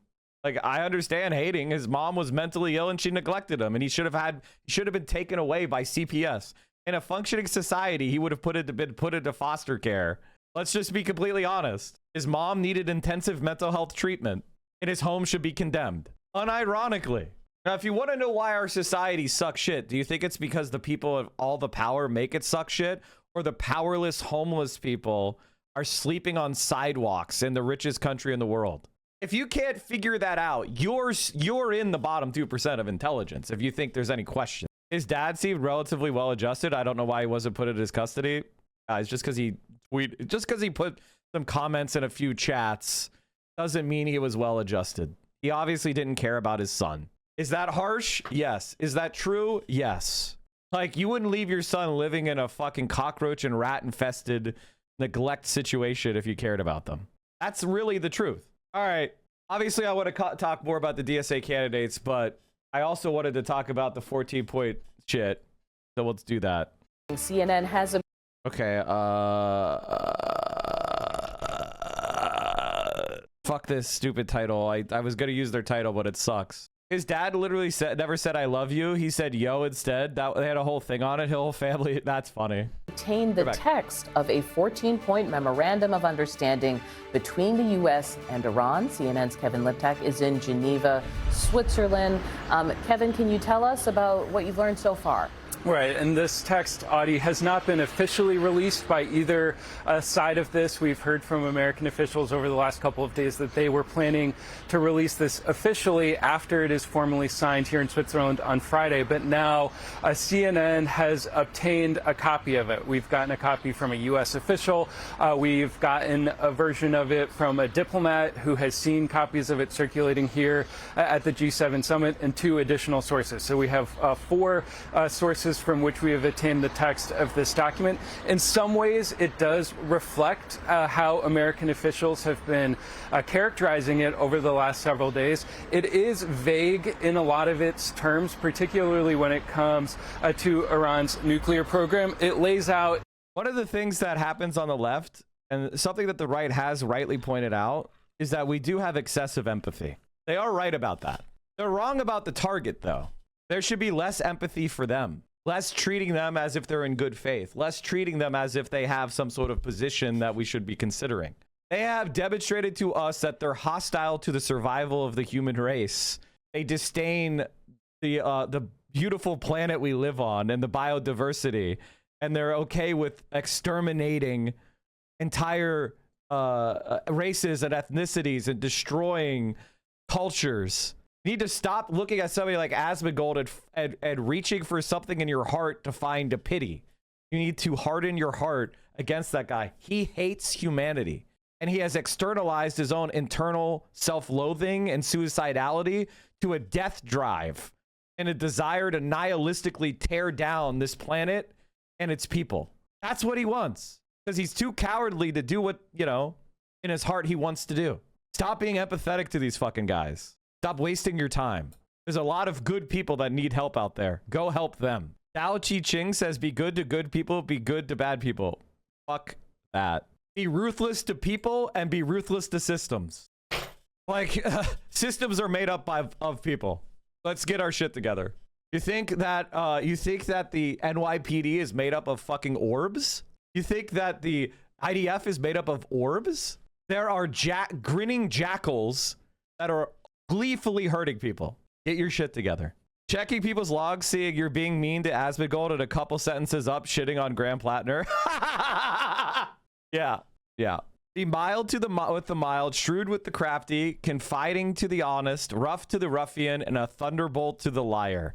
Damn, what the fuck? Who said that? John Brown? This is my philosophy. But in all of this, never be unmindful of your own dignity. God damn, he never missed. He never fucking missed. I saw a scene where he talks about like killing slavers, where he was talking about like we should kill them. And I saw the scene and it was fucking sick. It was at night. He was talking to his sons about their adopted sister who was black. And talking, does anybody know what I'm talking about? If someone could find me that scene, that would be so sick. Trump leaves door open to Iran enriching. It's a little hard when other people have it, other adjoining states have it, and you're not letting them have it for purposes of electricity and things like that. You have to use a little common sense. We've been pretty tough on that.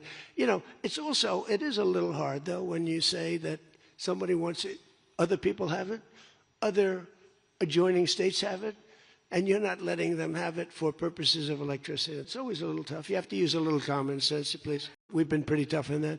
You know, it is a little hard, though, when you say that somebody wants it, other people have it, other adjoining states have it, and you're not letting them have it for purposes of electricity. It's always a little tough. You have to use a little common sense, please. We've been pretty tough on that. You know, it is a little hard. I found it, I think. Oh, is this it? Yes, this is it. If someone came into our home and stole one of your sisters, two of your brothers, your mother, your grandmother, chained them, raped them, forced them to work with no pay, only enough food to keep them alive, and I met that thief, I would stab him through his eye socket. The second I saw him, I would kill his friends and anyone who laughed at his jokes. And it wouldn't be murder, it would be justice. God, please, no. Is the Negro our brother? Is Little Onion our sister?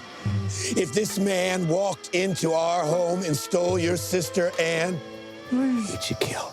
Yes. In the eyes of our maker, is Onion here your sister? Yes, sir. Unbelievably based. Respectfully, demonizing and othering the conservative masses is splitting on the victims of a generational psyop. I was raised to be a Christian nationalist, and I'm telling you that the reason why MAGA talking heads publicly deny being racist is because they would lose much of their base. The conservative masses aren't monsters. They're victims of a psyop, and many of them are reachable. We can't talk about them the way that Nazis talk about those that they other. Oh, I'm not talking about the masses. You should never assume I'm talking about normal fucking human beings. I'm talking about people that are ideological Nazis. I would never say regular normies or normies are ideologically innocent. I'm not talking about 90% of people that have no idea what the fuck they're talking about and who are very loosely connected to an ideological worldview. I'm not talking about that. I'm talking about people who dedicate their lives to harming humanity. In broad terms, how the Strait of Hormuz will be reopened, how the U.S. will lift its blockade on Iranian ports, and it does spell out what the financial relief that Iran can expect as part of this deal if it meets its commitments. And so it does specify, for example, that Iran will be able to gain access to a $300 billion development fund. American officials have been explicit that the U.S. will not provide the funding for that, but that $300 billion figure is included in this document. It also specifies that Iran will be able to start exporting oil and that the U.S. Will lift some of the, or it will issue waivers for some of the sanctions immediately upon the signing of this memorandum of understanding. And so those are some of what is included in the document. It's 14 points long, and I do want to pull out one of those 14 points specifically as it relates to Iran's nuclear program, because I think this is important, and this, at the end of the day, is one of the reasons that the president has said that he started the war in the first place, is to eliminate Iran's ability to obtain a nuclear weapon. And this is what the Memorandum of Understanding says on this point. It's point number 8. It says the Islamic Republic of Iran reiterates that it will never produce nuclear weapons. The Islamic Republic of Iran and the United States have agreed that the fate of enriched material and the fate of all other mutually agreed nuclear-related issues, including Iran's nuclear needs, will be adequately addressed in a final agreement. The final agreement will confirm the provisions of this article. And so it is what we expected. It's punting the really thorny issues about enrichment, around the fate of Iran's nuclear stockpile, to these future technical negotiations. The memo specifies that those will last 60 days, but that they could also be extended. You know, we have been talking to American officials about the language in this document, and in a lot of ways they have been downplaying it. They have suggested that this is essentially a political document meant to create the conditions to get Iran to the table for these much more technical negotiations going forward. But I still think the lack of specificity around the nuclear issues, I think, will be a surprise to some people who have been following all this. And in particular, the fact that it doesn't say anywhere in the document that the United States will be involved in the destruction of Iran's highly enriched uranium. You know, President Trump has been saying that for the last several days. What American officials have told us is that they have confidence that Iran has agreed to some of those provisions because of these back channel commitments that they've received as part of putting this memorandum of understanding together. And what, you know, one official told us yesterday is that, quote, people shouldn't read too much into the language of the MOU, and that's what's more important than the actual document is the understandings that we have with each other. Of course, all of that is, I think, going to risk some backlash from Iran hawks, even from some of the president's own allies who will argue that the U.S. is putting too much faith in the Iranians' word in all of this and not necessarily in what they're willing to put in writing in these documents. But certainly what you've heard from the president over the last days, including here at the G7, is really proclaiming. I mean, like, honestly, the answer is Iran won. I mean, Iran won. Like, there's really, we went back to the status quo of, except it's not the status quo. It is, they got concessions. They got money. They got diplomatic concessions. They got sanctions relief. They won the war. Now, it wasn't like they didn't liberate fucking Palestine or anything, but they got the world superpower to stop attacking them. And they got money. They got hundreds of billions of dollars in reparations. And what concessions did they give? What concessions did Iran give? They gave no concessions on any issue. Not on any issue. Not one concession. They won. Naming this as a triumph, you know, talking about how he was able to secure some of these commitments from Iran, and suggesting that the future negotiations will, in fact, be easier. But just reading the document and reading all of the issues that are left to those future negotiations, I think it's clear that there are still some very difficult talks to come. Beth, to you, U.S. officials saying that the text itself is intentionally vague, but one of the things that appears to be the case is that Iran, upon signing this MOU, can start selling its oil. I mean, what do you make? What stands out to you about this 14-point memorandum? I think the main point here is that we're paying Iran to open the strait. So we're literally giving them sanctions relief. So they have the ability to sell oil right away. 2 super tankers already cleared past the U.S. blockade yesterday, Iranian tankers. So this, I think, has already begun with maybe the signing, the docu-signing on Friday, or on Sunday. But I think that the other parts of this, in terms of complete sanctions relief, about release of the frozen assets, so that could be anywhere from 24 billion to 74 billion if China releases all of the 20 to 50 that they have. And then the promise of a 300 million reconstruction fund and the parameters of that agreed within the next 60 days. So all of that relief happens within the 60-day ceasefire and opening the strait, whereas all the nuclear information and discussion is literally said will be done in the next phase. So I'll stop there because Peter, I'm sure, has a lot to add. I do want to ask you, Peter, you know, as you know this region so well, it doesn't take U.S. intelligence agencies to tell us that Iran now has demonstrated it can shut down the Strait of Hormuz kind of whenever it wants to. Did this war, just in the immediate term at least, give Iran a new power? Well, short answer, yes. I mean, yeah, this was a spectacular own goal by the Trump administration. not only can they close down the Strait of Hormuz, but they could theoretically also get Houthi proxies to close down the Red Sea approaches to the Suez Canal if they really wanted to up the ante. And I agree with everything Beth said. I think this is an agreement that is pretty favorable to Iran, particularly these waivers on the existing oil sales and also waivers on their banking system that allows them to really pick up their economy, which is in free fall. The last time I checked, inflation in Iran was at 67%. So they have some real economic problems that this will help them with.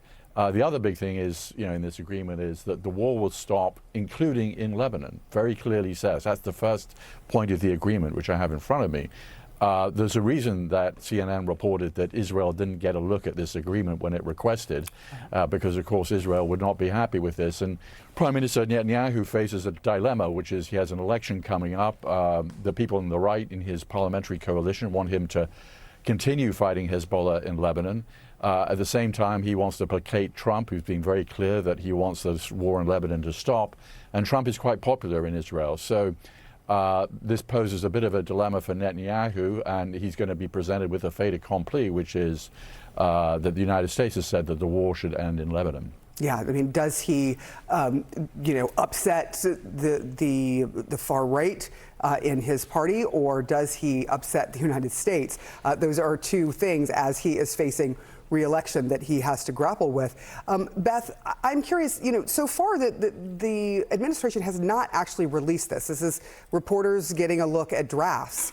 What would be the reason not to release the text? Yeah, well, unlike J.D. Vance, who said he can't understand why there's so much sensitivity and the mediators don't want to release it, and he didn't really understand that. Well, I think it's pretty clear why. As Peter said, Prime Minister Netanyahu would break a gasket if he saw this, and could very well upset the apple cart by, maybe doing more action in Lebanon. We already saw a continuing bombing in Lebanon today. And so that is huge. But also in Iran, this isn't a complete fait accompli in Iran, and their hardliners, certainly, I will call them ultra. Are the Israelis supporting Biden guys? Are they trying to sabotage it by are they hoping that Iran wants an even bigger victory? Is that what they're talking about? Plans. It's important that we do it happen. So the God, he spoke for an hour? Thank you. Does anyone have clips? Thank you. It's a lot of press. That's good. We had a great event. This was something very special. And I want to thank President Macron, Bridget, his really lovely wife, fantastic person, for welcoming us to France for an extremely successful G7 summit. I would say it's one of the most successful. And this meeting could not have come at a better time. On Sunday, we reached an agreement with Iran that achieves everything we set out to accomplish, everything and much more. Ending the current conflict, reopening the Strait of Hormuz, and preventing Iran from ever obtaining a nuclear weapon. That's what it was all about. That was about 99%. Iran cannot have a nuclear weapon. They can't develop it, buy it. They can never have a nuclear weapon. At the same time, with this announcement, the JCPOA, which Trump ripped up, literally had them promise not to do that. Close to it, as people started to think it was going to happen when Iran was making some very positive statements. The stock market has surged to record highs, picking up thousands of points over the last short period of time, thousands of points.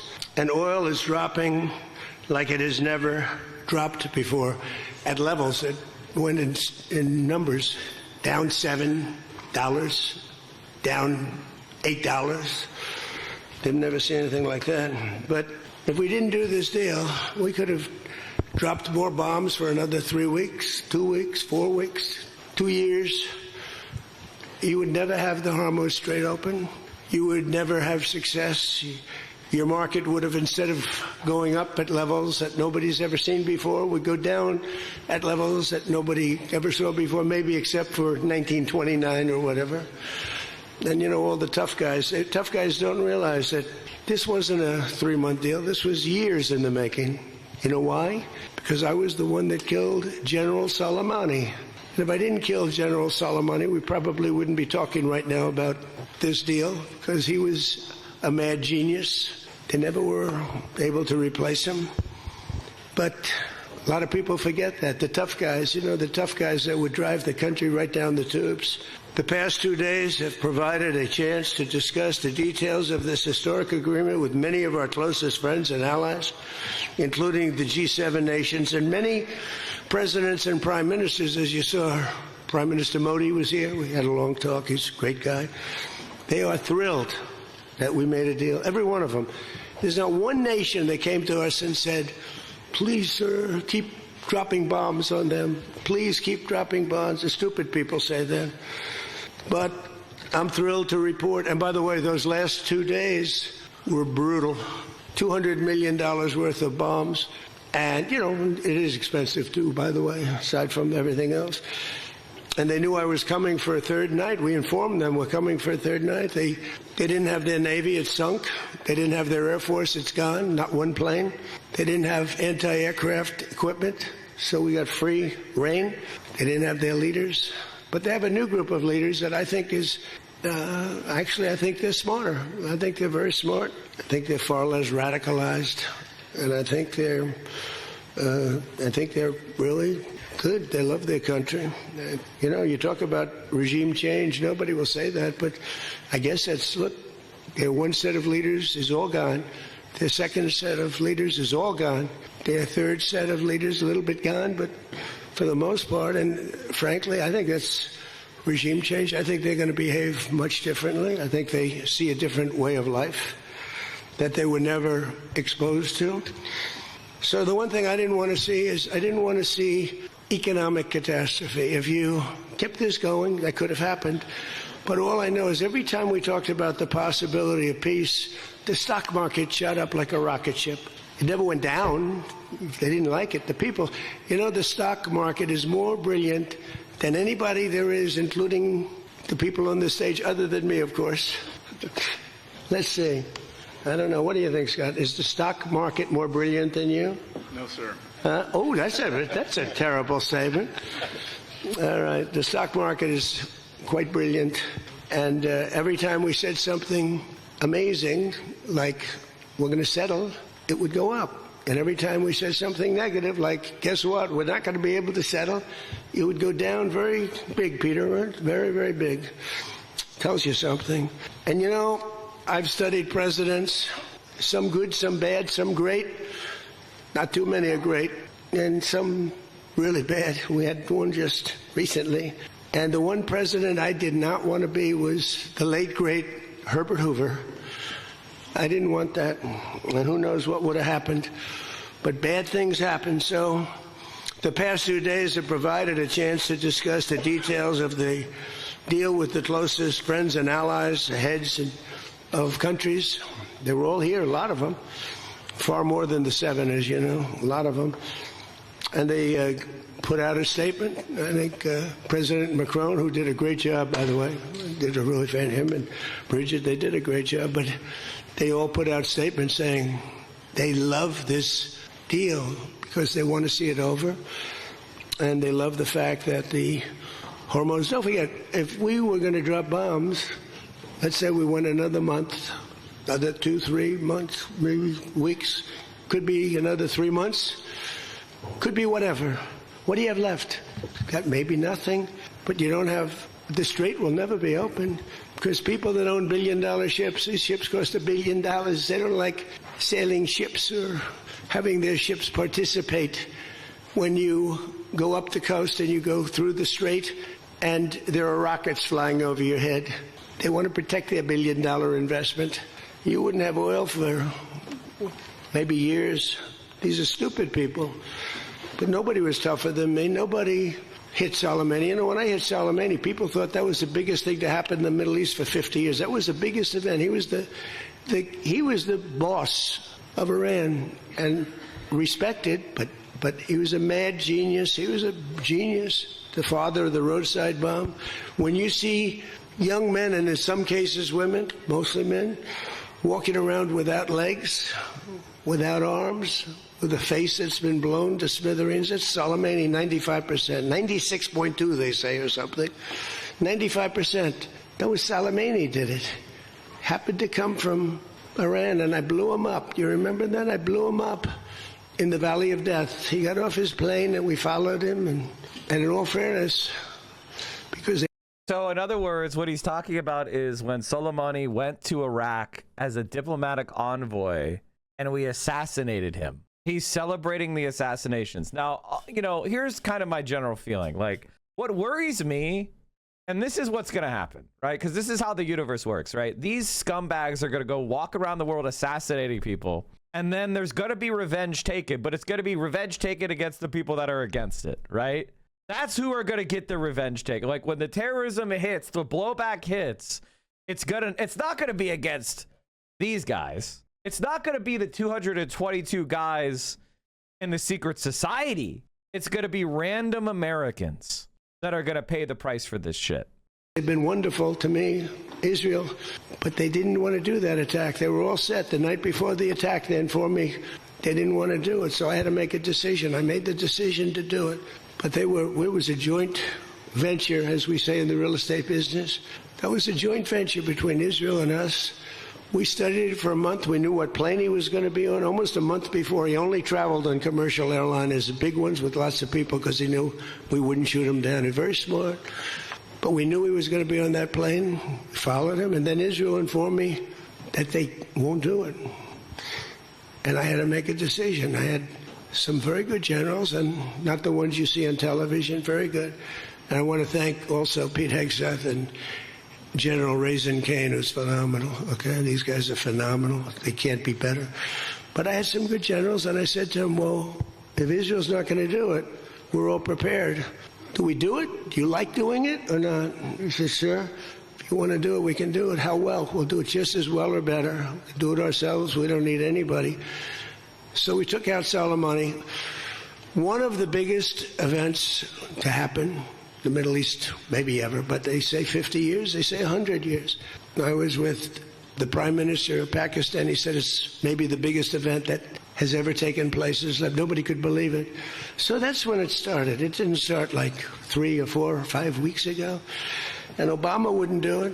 What Obama did was establish a permanent monitoring program to prevent Iran from getting nuclear weapons and significantly reduce tension in the Middle East. And he had the entire world joined in. He had Russia on the deal. He had China on the deal. He had Brazil on the deal. He had Europe on the deal. He had Japan on the deal. It was a complete and utter diplomatic victory for achieving the goal of keeping Iran from having a nuclear weapon. You wasted hundreds of billions of dollars, and now you're having to surrender to Iran. He did the JCPOA. And if you want to know why are they surrendering, it's because the oil flows, chat. The global economy will collapse if they don't surrender. They've run out of runway. They had to surrender. He loaded up a plane with $1.7 billion in green cash from banks all over Washington, Maryland, and Virginia.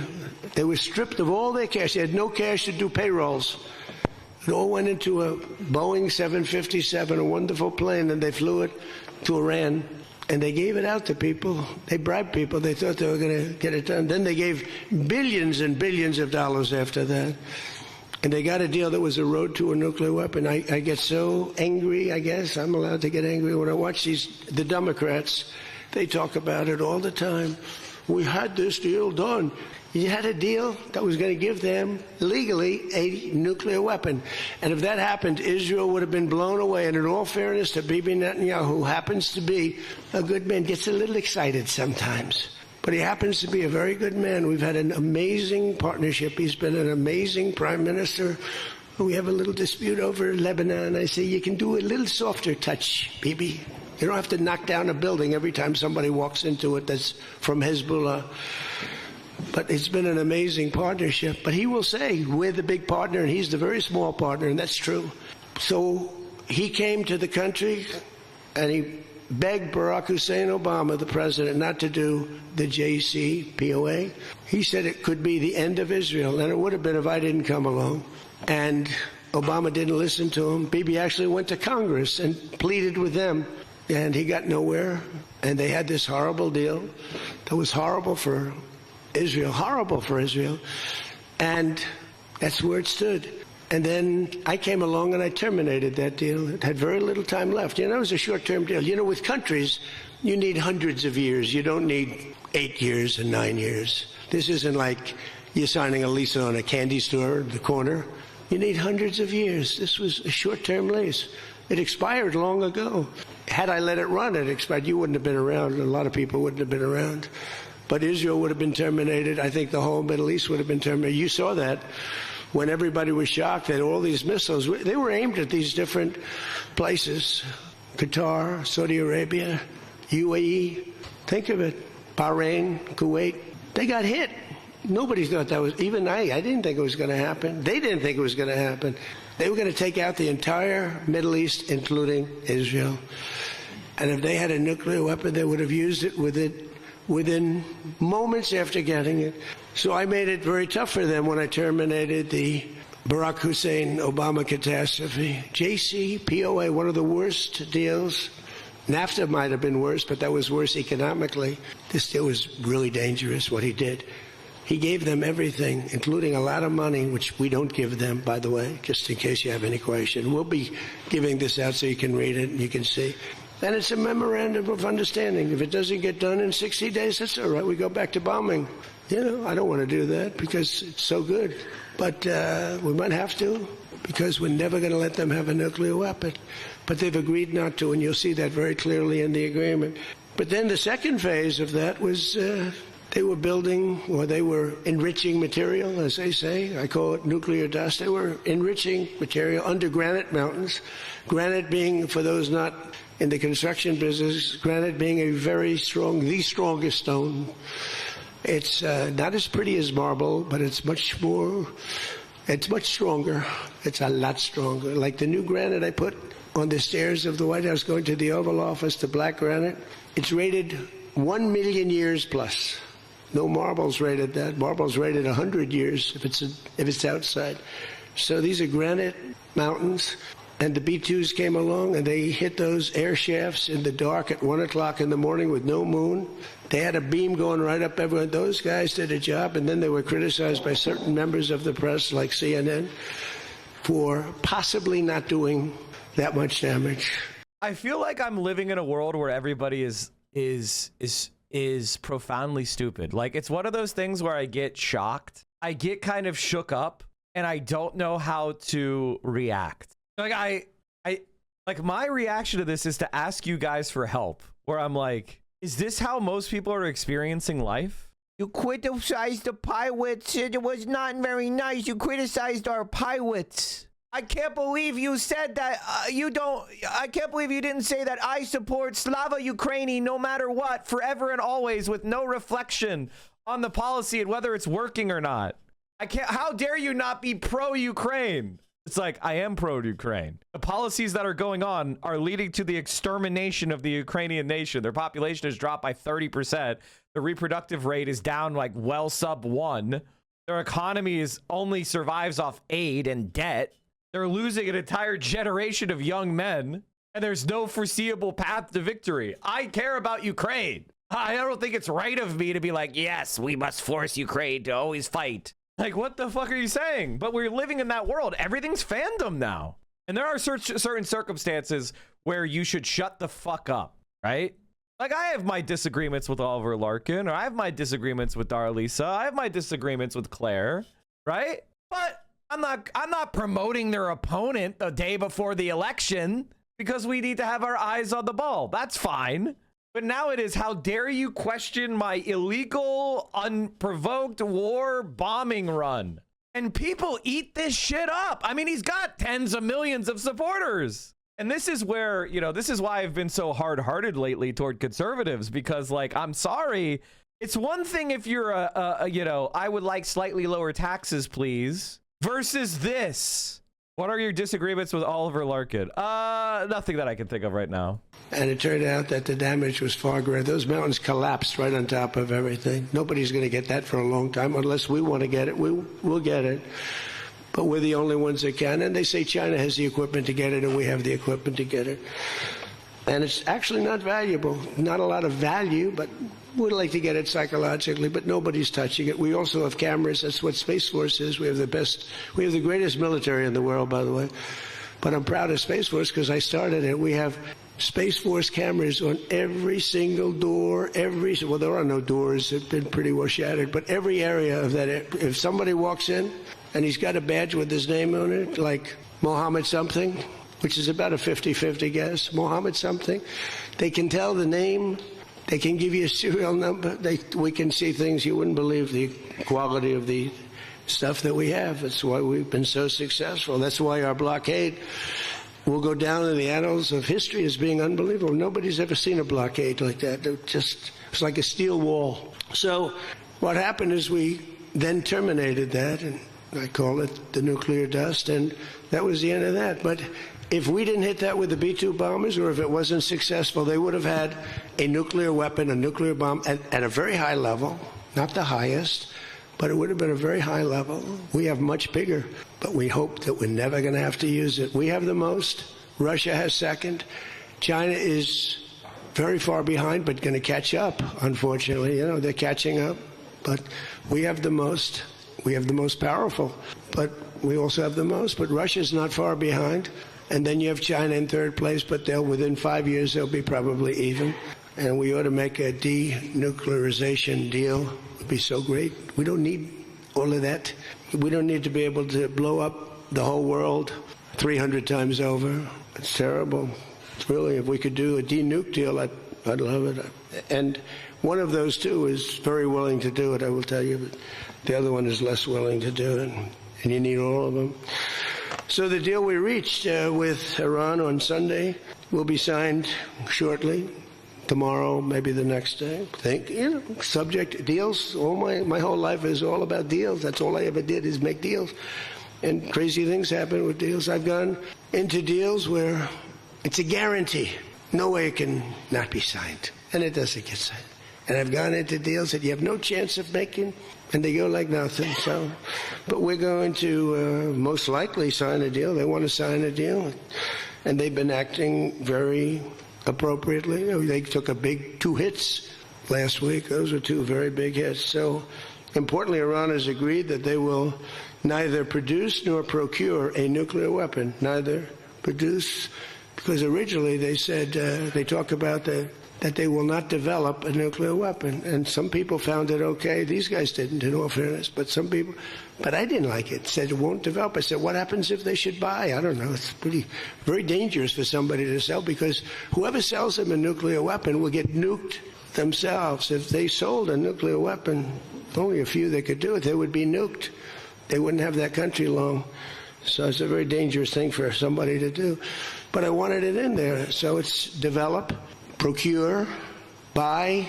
One of the things that I really hate about white imperialists in America who refuse to acknowledge the fact that Ukrainians don't support the war as it's being fought. And they haven't for over a year now. So if you have anybody in there saying they speak for Ukrainians when the evidence is that's not the case, Ukrainians support negotiated peace, 69%. Ukraine should seek to negotiate an ending to the war as soon as possible. That was a year ago. Support for the war effort has declined steadily across all segments of the Ukrainian population, regardless of region or demographic group. Ukrainians skeptical of seeing an end to fighting soon. In your opinion, how likely is it that active fighting will come to a lasting end within the next 12 months? They were right, it didn't. Ukrainian goodwill toward Washington evaporates. You don't say. Ukrainians now less hopeful of quick acceptance into NATO. I want to let Ukrainians know something. You will never be in NATO. I want to make that very clear. You will never be in NATO. If you are killing yourself because you think you're getting into NATO, it's not going to ever happen. And the reason why is because of the same reason why this war was stupid as fuck. The Russians have communicated that they have a strict national security interest in preventing NATO coming up to on the Ukrainian. They don't want NATO on their border in Ukraine, and they will fight a war to stop it. That's why you're fighting the war now. And that's why you're not joining NATO, because what is the national security enhancement of the United States of America by advancing NATO to Russia's borders against their clearly communicated red line?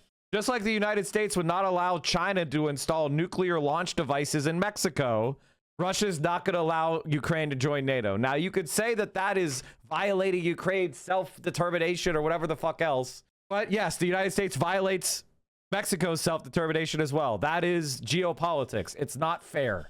But we can't have rules for thee and then different rules for me and expect no conflict. Ukrainians now less hopeful for quick acceptance into NATO. While most Ukrainians are ready to see fighting end, few expect to happen soon. Ukrainians see key roles for the EU, UK, and US to play in bringing the war to an end. And it's even worse than that. We can get into that even more, which is they accept giving up land for peace. For peace, more Ukrainians consider the once unthinkable surrendering land. This is not me making this up. I showed you Gallup and I showed you the New York Times. If you don't know this shit, why are you like trying to argue this point if you don't know the reality? Poor bastard.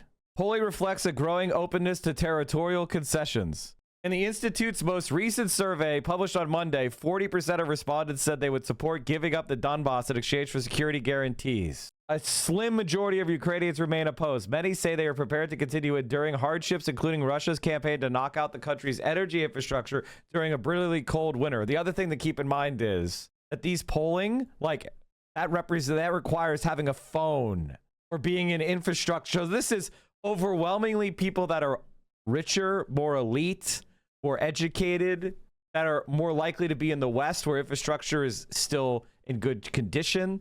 And even then, the numbers are declining horribly. Zelensky has proposed that Ukrainian and Russian troops pull back an equal distance from the front line in the Donbass to create a demilitarized zone. So what I'm trying to say is, I'm not saying that this is the right thing to do. I'm not even saying that Ukraine should give up land. What I'm trying to say is the idea that the only position that Ukrainians have is war until ultimate victory is just not true.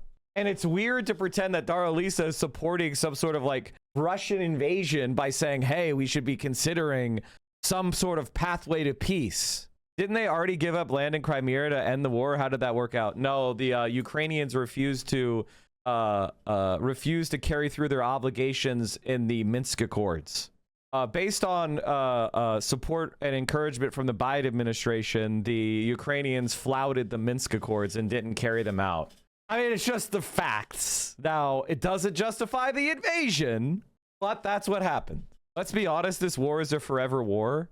I mean, yes, that's the plan, right? It's to keep Russia bogged down. And, you know, they want to make it into a Vietnam. They want to make it into an Afghanistan. You know, the U.S. just came off multiple forever wars that was draining their resources, and they want to inflict the same on Russia. Though, when you say that somebody wants it, other people have it, other adjoining states have it, and you're not letting them have it for purposes of electricity. It's always a little tough. You have to use a little common sense, please. We've been pretty tough on that. You know, it is a little hard, though, when you say that somebody wants it, other people have it, other adjoining states have it, and you're not letting them have it for purposes of electricity. It's always a little tough. You have to use a little common sense, please. We've been pretty tough on that. You know, it is a little hard, though, when you say that somebody wants it, other people have it, other adjoining states have it, and you're not letting them have it for purposes of electricity. It's always a little tough. You have to use a little common sense, please. We've been pretty tough on that. You know, it is a little hard, though, when you say that somebody wants it, other people have it, other adjoining states have it, and you're not letting them have it for purposes of electricity. It's always a little tough. You have to use a little common sense, please. We've been pretty tough on that. You know, it is a little hard, though, when you say that somebody wants it, other people have it, other adjoining states have it, and you're not letting them have it for purposes of electricity. It's always a little tough. You have to use a little common sense, please. We've been pretty tough on that. You know, Why is this looping? I felt like I was going insane. I was like, wait a minute, why is it looping? I was like, why is it looping? What the fuck is happening? Okay, sorry. I was thinking about changing subjects to watching some of Darializa's debate, because tentatively scheduled for tomorrow. Darializa is coming on the stream. Tentatively scheduled. She's obviously very busy. So I was looking for what I wanted to show of her. I wondered if I was going to just talk about the debate itself or if I was going to talk about the apology. And I kind of want to talk about the apology. First of all, let's talk about how our other candidates that we've had on the stream are doing. Radical New York Democrat Socialist congressional candidate Claire Valdez lays out her radical agenda. So are we ready to free Palestine? Are we ready to abolish ICE? Are we ready to win Medicare for all, housing for all, and unions for all?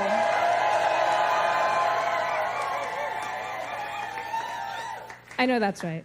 So are we ready to free Palestine? Are we ready to abolish ICE? Okay, chat. I have to admit, I saw this, and I don't know if you guys care, but Hassan went on Pod Save the UK. Motherfucker, we can't save the UK. We're banned.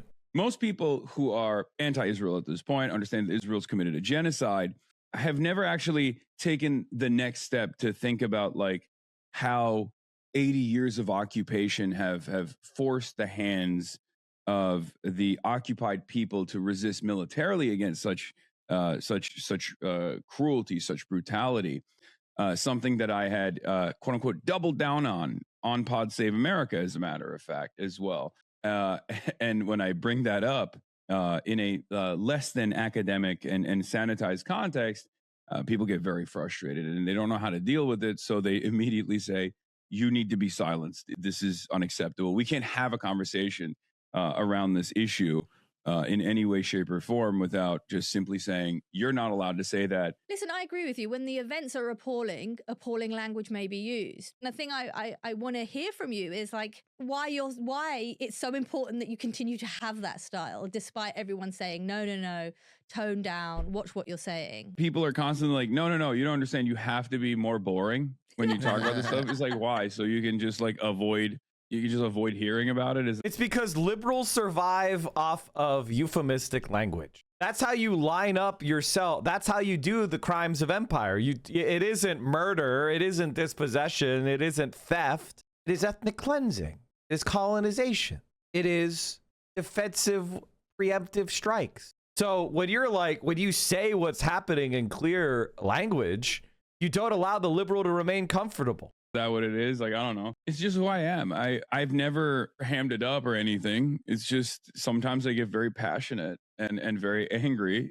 And like the people that want us to be silenced, here is Jill Biden's press secretary on Fox News. Do you think his policies, which are probably echoed by Ro Khanna and AOC, are those policies that can sell nationwide, perhaps state by state in a state like Maine, for Democrats? I doubt it. I mean, I don't know many people that want to get rid of their private health insurance who have it. He wants to ban private health insurance. There's a bill right now in the United States Senate introduced by Bernie Sanders last year for Medicare for all. There's 47 Democrats, but only 14 signed on to it. So there's clearly a lot of problems with what he's trying to sell as on the policy front, in addition to his, moral judgments as well. Yeah, well, do you think his policies, which are probably echoed by Ro... Former Jill Biden press secretary of Fox News. There's 47 Democrats, but only 14 are signed on to it. Here's him talking to Fox News Digital. I'm shocked at some of the Democrats who I consider friends being so all or nothing about this guy. And I don't really understand why. So the answer is the United States Senate has a structural bias toward Republicans, which means for the Democrats to control the Senate, they have to win pretty much every single swing seat and every single blue seat in order to have a chance at holding the Senate, right? Whereas the Republicans, because so many of their states are tiny, and they get a lot more representation in the Senate structurally than support in the population as a whole. So if Graham Plattner loses, Republicans will control the Senate. As I said in Marcus's chat on Monday, Mainers have a statewide oppositional defiance disorder, or as he called it, Maine character syndrome. At this rate, the libs are going to radicalize the Maine base into outright communism. Hell yeah. Main character syndrome is based. Not really I like that. representative of the values I would expect in a Democratic candidate, even by today's standards. I'm a little surprised at the number of people who are circling the wagons just to beat Susan Collins. I mean, I get it. Like, Just to beat Susan Collins? You mean take power away from Donald Trump? Suddenly they don't know the vote blue no matter who. Suddenly it doesn't matter. See, when the center, I've been saying this for a decade now. Vote blue no matter who only goes one way. Why do I know that? Because I experienced it. Before I was ever a streamer, I experienced it in Democratic campaigns. I saw the Democratic Party not just not support a candidate that was progressive, help the Republican. Sitting Democratic office holders help the Republican win. I've seen it before. It's not a hypothetical, it's a reality. That's why I was able to tell you they're going to do it exactly. Like if AOC won the nomination, all these guys would be helping elect Marco Rubio or Tucker Carlson or whoever the fuck else. Fuck, they'd help Nick Fuentes over AOC. I need you guys to know that. This guy would help Nick Fuentes over AOC. I want the Senate seat. I want Democrats to win. I want Chuck Schumer to be the majority leader. But I'm not willing to take anybody off the street and run them just because they, arouse some vibes in a few, portions of the Democratic Party. That's just not for me. And, I'm good. I don't need to support This is Jill Biden's press secretary. This is Jill Biden's press secretary, so a very close ally of the Biden family. Democrat who has Nazi tattoos. It's not my thing. I'm not going to. Tattoos? Has? So, do I want Susan Collins to win? Not necessarily, but she's much more my style than somebody like who I consider kind of a performative economic populist like Graham Plattner. Who went to Hotchkiss and another high school that I couldn't afford, another private prep school that my family certainly couldn't afford. So it's kind of odd to hear him talk about the elite when he was educated by the most elite of New England. From what I understand, he didn't go to Hotchkiss. He went there for like 6 months or something, right? So this guy, by the way, look at how much he's losing. They're trying to do populism against they're trying to tack to the left. Oh, you can't trust the rich. He's rich, guys. Now he's a rich guy that wants to raise taxes on the rich and give you a bunch of benefits. You should listen to me, the guy who wants to lower your benefits and reduce taxes on the rich. You hate the rich, right?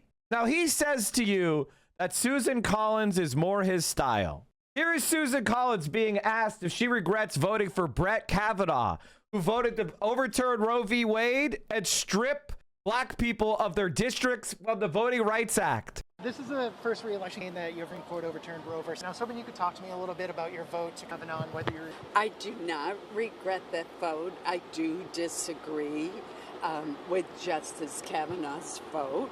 I would point out that in that decision, several Supreme Court justices whom I supported voted the other way. That includes Justice Sotomayor, Justice Elena Kagan, Justice Jackson. So I have supported a great number of Supreme Court justices. When I look at a justice, I look at their qualifications, their integrity, their background, their experience reaching a decision. Obviously, I'm disappointed in that decision, which turned abortion issues back to it has not had an impact on the state of Maine, in that Maine actually expanded its. So that's his style, supporting Brett Kavanaugh. That's the style that she wants you to know. She doesn't regret voting to overturn Roe v. Wade. She says she disagrees with it, but she doesn't regret it. So in other words, he's okay with that. That's his style. That's this guy. That is Jill Biden's press secretary. That's why we can't vote blue no matter who. That's why we have to fight the centrists. That's why you have to support Darializa, because Darializa said, fuck Kamala Harris. So I know what's in her heart. Now, here's the problem, right? Regular normie Dems, they don't know what we know about Kamala Harris and Joe Biden. They think they're anti-Republican. They buy into so normie Democrats don't like it when you do what they perceive to be hurting our team.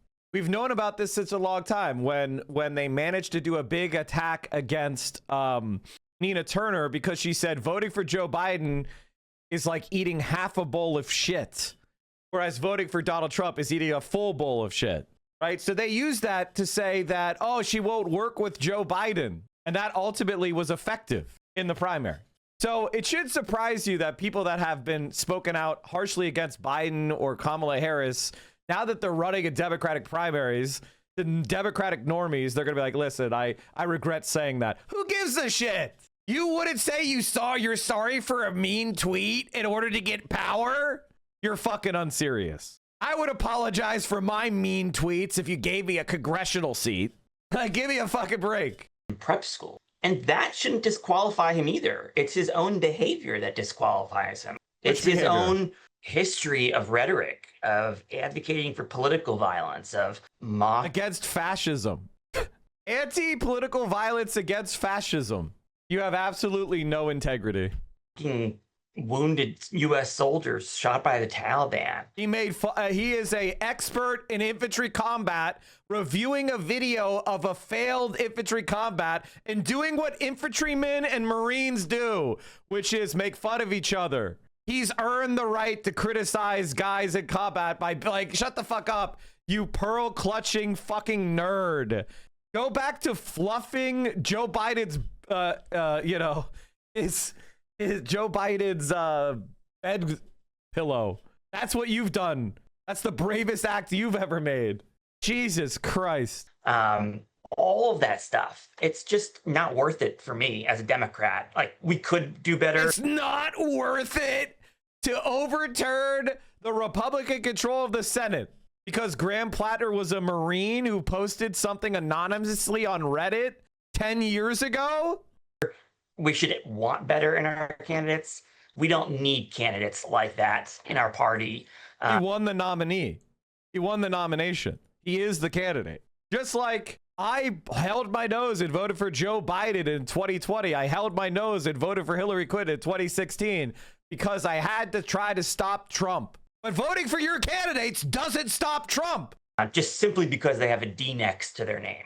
Big Tent Party does not mean anything goes and anyone goes. It shouldn't mean that. And it doesn't for me. I'm just really surprised at the number of people. So this guy, for him, Zion, like genocide is something you could overlook, but not someone's anonymous Reddit post. And that's honest to God. He's not talking about that. It's not really about that. It's not about the guy, him having some sort of like spicy text messages while he was, that he told his wife about and apologized for. It's not him, like these guys, unironically, they would pretend jerking off to porn is disqualifying. They would say like, his wife said him and her had a fight about him jerking off to porn. They would pretend that is disqualifying because it's embarrassing, right? They'll pretend anything is fucking disqualifying as long as it's a left winger who's against Israel. That's why you guys got to get your shit to fucking together. All right. Notice that all these centrists and all the Zionists, they're all on the same page about fighting Graham Platter. Why aren't you? Who, on my side, who are willing to just throw their lot in with a guy as troubled as this one, simply because. Troubled in that he was a Marine with PTSD from the wars that Joe Biden sent him on. Joe Biden, the fucking nerd, who's been in the Senate since he was 29 years old and never had a real job in his fucking life and voted for every single war. The physical coward that is Joe Biden. That's okay. Who was credibly accused of sexual assault by a woman who made a contemporaneous complaint, which was then logged on CNN because her mom called Larry King and asked for advice about the assault, contemporaneous with when it happened. That's the Joe Biden accusation, right? The Joe Biden sexual assault accusation, which all these fuckers covered up, that her mom called Larry King live on CNN to ask advice about it. That's how contemporaneously corroborated it is. This guy's pretending that Graham Plattner is some sort of like beyond the pale abuser guy. Here's the thing you got to understand about these people, and I mean it. Zionists are, you can never listen to them about literally anything, and they should all be in prison. Because he has a D next to their name. That does not make them a good candidate. It won't make him a good senator. It just makes him a D. And what's the point in having a party if you don't have standards anymore? You're seeing this on both sides. The Democrats are no different than the Republicans. There is clearly no room for dissent or disagreement on my side internally. We're going to do to John Fetterman exactly what Trump is doing to candidates who opposed him or aren't with him 100% of the time. And I don't like it. I don't like that my party is going to target John Fetterman for simply having or holding and defending views that were extremely normal or mainstream in the Democratic Party. Among our last Democratic nominee and the last Democratic president within the last 4 years, John. So what he's really talking about is genocide support. And like, this is the thing about the whole, here's the reality that we've got. Here's the reality that we've got to live in. You and I were right. I called it a genocide. I called it a genocide October 9th of 2023. Darializa and I were protesting Israel that same week. I knew exactly what was going to happen. How did I know? I've been studying Israel and Palestine for a decade before that. I knew what they were saying. They were saying genocidal rhetoric. I knew they were a fascist party. I analyzed reality. I looked at the actions that were taking place, and I was able to tell you that they had genocidal intent. It was easy to see. And then they carried it out exactly as we predicted. And these guys did it. And I withdrew my support of that entity because, quite frankly, I mean, I voted for some Democrats, right? I voted for some Democrats. I vote every time. I vote every fucking time. But I said, I demand that you, Kamala Harris, will say you'll break from Israel. And guess what? We were right. We were fucking right, because what has happened? A genocide has happened in Gaza. They've done more wars. They're attacking Lebanon. They're attacking Syria. They're attacking Iran. They drew us into a war with Iran. It's only getting worse. Now they're starting to talk about conflict with Turkey, a NATO ally. Liberal Zionism, maybe that was some sort of fantasy idea that had some sort of legs, right? Maybe somewhere long ago that made sense, but it doesn't make sense now. Fetterman holds the same views as Joe Biden. Yes, exactly. And that's why Joe Biden is no longer president of the United States of America. That is exactly right. And that's why you support Susan Collins, because you guys are Republicans. Joe Biden was a Republican. The only reason Joe Biden wasn't a Republican in actual reality is because he was in Delaware and he couldn't win in the election as a Republican. He was always a Republican. He loved the segregationist Republicans. He was their best friend. He was a Republican. These guys love the Republicans. Joe Biden said it. I have a tweet about it. He didn't want to win by too much because that would hurt bipartisanship. He didn't want the Democrats to win too many seats because that would hurt the Republican Party. When's the last time you heard Donald Trump say something like that? I don't want to win by too much because that'll hurt the Democrats. And it is shocking to me that we are going to target this guy for simply being consistent. It's nuts to me. Democrats are playing a really dangerous game. And it's really funny to me how selective and how short memories are in politics. I remember campaigning in Maine alongside Sarah Gideon in 2020. Who got absolutely destroyed. Your strategy of running to the right with a centrist corporate machine Democrat got absolutely fucking destroyed. Your idea of how to beat Susan Collins failed. And yet these guys don't give a shit because for him, he's a Republican or a Democrat. It doesn't matter. He is the elite that you want to destroy. Like if you talk to everyday regular people, this is the guy. This is the guy that we want to get rid of. This is the guy we need to get rid of, and we can't. We can't. That's why our country's falling apart, because this scum is allowed to exist. When you look at great change in world history, I am not a person who likes violence. I abhor violence. One of the reasons why I call myself a centrist Marxist instead of a revolutionary Marxist is because I know what that means. I know what war is. And I don't want to live in a war. I don't want to see the people that I love suffering. I don't want to see children denied the right to play or school. I don't want to see cities destroyed and lives ruined. I don't want war. I hate war. War is fucking horrible. But the reality is that guys like this are making that a inevitability because we cannot fix this country. And hundreds of millions of people are not going to walk themselves to death. They're not going to just accept their lives becoming meaningless and destroyed and impoverished while more and more billionaires become trillionaires. It's just not going to happen.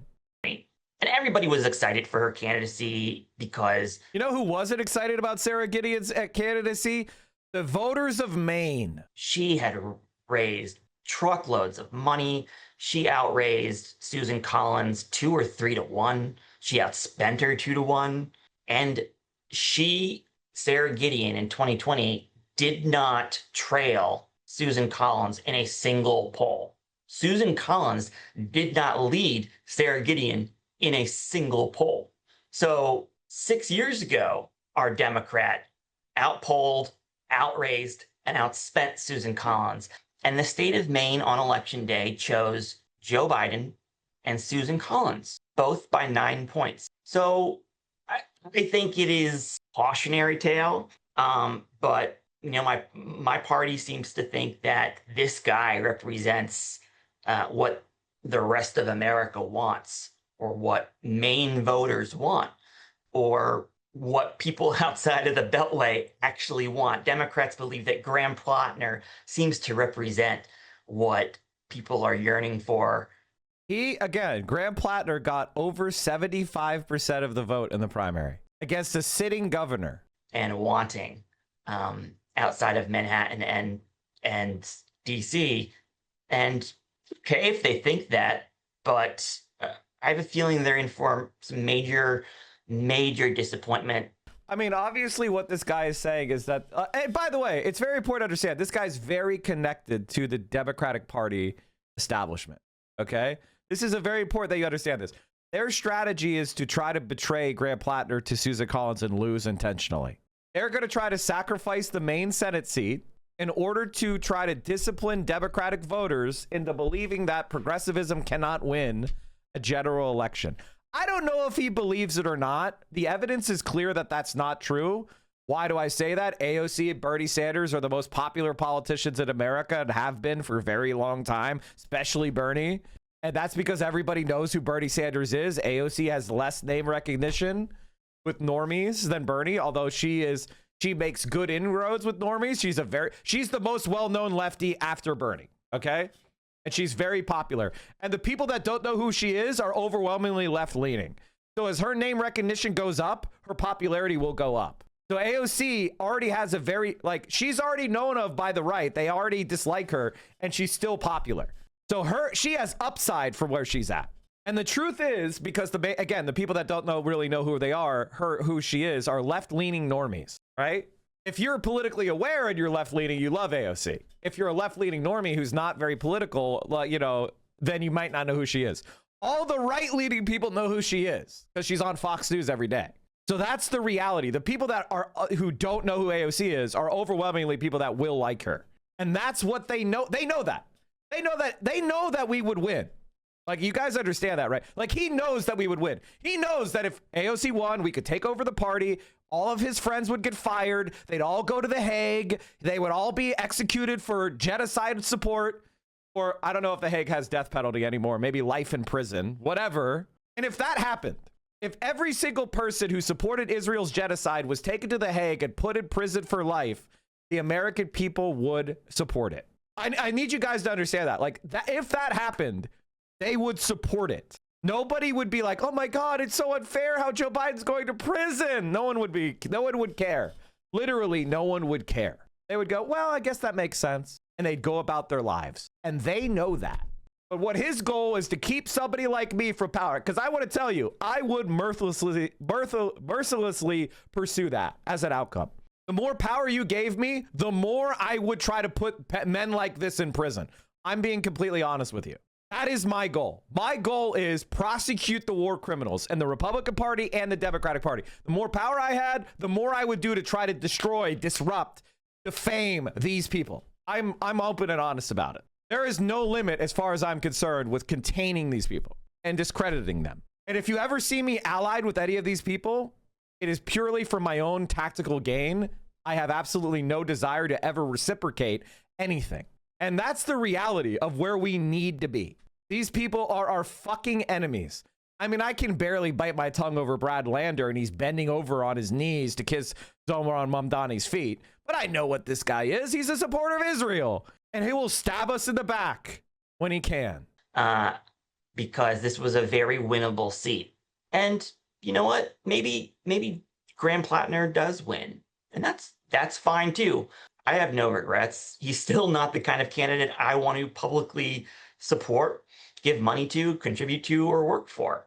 And I don't have to. But the great thing is Maine has the choice. Maine now has the choice. If they want that, if they want somebody like Graham Plattner, and if he represents their values and their views and their anger and their frustrations, they now have the opportunity to vote for him or Susan Collins.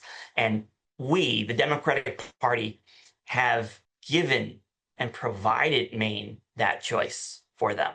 And so now they're going to decide. And that is, to remind you, that is Jill Biden's press secretary. That is Jill Biden's press secretary. John Fetterman supporter, Susan Collins supporter, anti-Fetterman, anti-Democrat taking power. I can't fucking believe. Graham Plattner overperformed on the coast, or underperformed inland, beyond Maine's typical coastal liberal inland conservative divide. Look at the Washington County, a poor Obama-Trump swing county down east that backed Biden over Bernie in 2020 was Plattner's fourth best. AKA regular normie liberals and even conservative Dems love Graham Plattner. They're in fucking trouble. Think like a woke, present like a chud, undefeated. And honestly, why do we hate John Fetterman? Because John Fetterman was actually the original guy of that strategy, except he betrayed us for Israel. Graham Plattner says, I'm going to actually be what you thought you were getting with John Fetterman, but even better. And a lot of people have a lot at stake in making sure that's not true. You have the kind of like, let's characterize the people that are against Graham Plattner. You have the always online MLs posting from behind an anime avatar who are dedicated to the idea that we can never win any kind of concessions at all from elections. So if Graham Plattner wins and we get concessions, it disproves their argument. 2, Zionists. Zionists who are desperate to try to protect Israel and are doing anything they can to defend Israel. Because if Graham Plattner wins and flips a seat in a swing state as a bold, progressive anti-Zionist, it discredits the idea that Zionism is actually a good idea electorally. In fact, being anti-Zionist becomes the most important position you could have. 3, the Democratic establishment in general, because he will show, just like he proves that anti-Zionism is winnable, he proves that progressivism could win in purple states and defeat Republicans, which defeats the entire electability argument. And then 4, and this is the group that sometimes allies with us. Some people even think this group are leftists. This is the Elizabeth Warren professional managerial upper middle class diversity liberal. When I say diversity liberal, what I mean is they literally work in woke one professional jobs that have been destroyed by the Trump administration, right? And they don't actually give a shit about progressive politics. It's interpersonal professional jobs. And they have allied with us traditionally, but in 2020, they went with Elizabeth Warren and they stabbed Bernie in the back with false accusations of sexism and shit. The Working Families Party people that are endorsing against Darializa, the Brad Landers of the world, who was, I'm a progressive for Hillary in 2016. Brad Lander was progressive for Hillary in 2016. Why? Because Bernie was considered to be more pro-Palestine. Don't forget about the non-American LARPers. And then there's the grifters, the like grifters, right? And like, you know, the professional managerial class, Warrenite, anti-Bernie people, they were anti-Bernie in the past. And now that Bernie can't win, now suddenly they're pro-Bernie, right? Because Bernie isn't running, they're pro-Bernie. They're the same people that tell you, oh, Kamala Harris didn't lose because of Gaza. She lost because she was a black woman. And in 2028, they're going to tell you, oh, I like AOC's policies, but I don't think a young Latino woman can win. That's why we have to go with Gavin Newsom. I can tell you what these people are going to do and they're going to say. Like, this is like, and the sooner all of us recognize that, the better. I hate that Kamala statement so much. She lost because of Gaza. Kamala Harris did not lose because she's a black woman. She didn't. She lost because of Gaza. She lost because she destroyed the activist class that usually would be behind her as her biggest boosters, organizing in the cities. And because she refused to go against Biden on Gaza, she became the representative of the status quo, which was not serving people economically. And she didn't promise them anything that they could actually get if she won. So it depressed turnout in the cities. She lost because of Gaza, not because she was a black woman. If you believe that, you have to account for the fact that she did worse with black voters than Joe Biden. She did better with college-educated whites than Biden. You think it was college-educated whites voted for her more, but black people voted for her less or turned out less? She actually lost ground with black voters, and they had lower turnout. Because they hate a black woman? No, that's nonsense. It's because her policies were considered to be the status quo, and she attacked the activist class that normally brings out people to vote. That's what happened. Now, also, Donald Trump did well with his Republican base. He turned out the Republican base, non-college educated whites. They voted for Trump based on economic issues. That's also true. And many of those people are racist. I want you to understand. I'm not saying racism doesn't exist. I'm saying every racist was already voting Republican. There wasn't some like great big group of people that were like, oh, I would vote for her if she wasn't a black woman. She was doing better than Biden in the polls. So it makes no sense to say that it was because she was a black woman. It's not to say that racism doesn't exist. It's not to say that being a black woman doesn't have some, negative electoral possibilities. I'm not saying that's not true. I'm not completely discounting racism in our society. But I am saying that if you were going to ask me, what was the proximate cause of Kamala Harris's defeat, her identity would not be it. And you should be suspicious of anybody who says that it is. I'm in a Debbie Wasserman Schultz new district, and I wonder if she has a good primary challenger from the left. I'm still looking into that race. I'll let you know. There is somebody running that I'm curious about, but I'm learning my lesson from Progressive Victory. I'm not helping people who I don't like. That's all you have to, and like what I like is a higher standard than what you would like. Obama shouldn't run because white people are too racist. He won Iowa, Florida, and Indiana and North Carolina. So like, I think a lot of racist people voted for Barack Obama. What I'm trying to say is being racist doesn't mean you wouldn't vote for a black candidate, which is a crazy thing to say, but it just so happens to be true. There are a lot of racists that would vote for a black candidate. How do I know?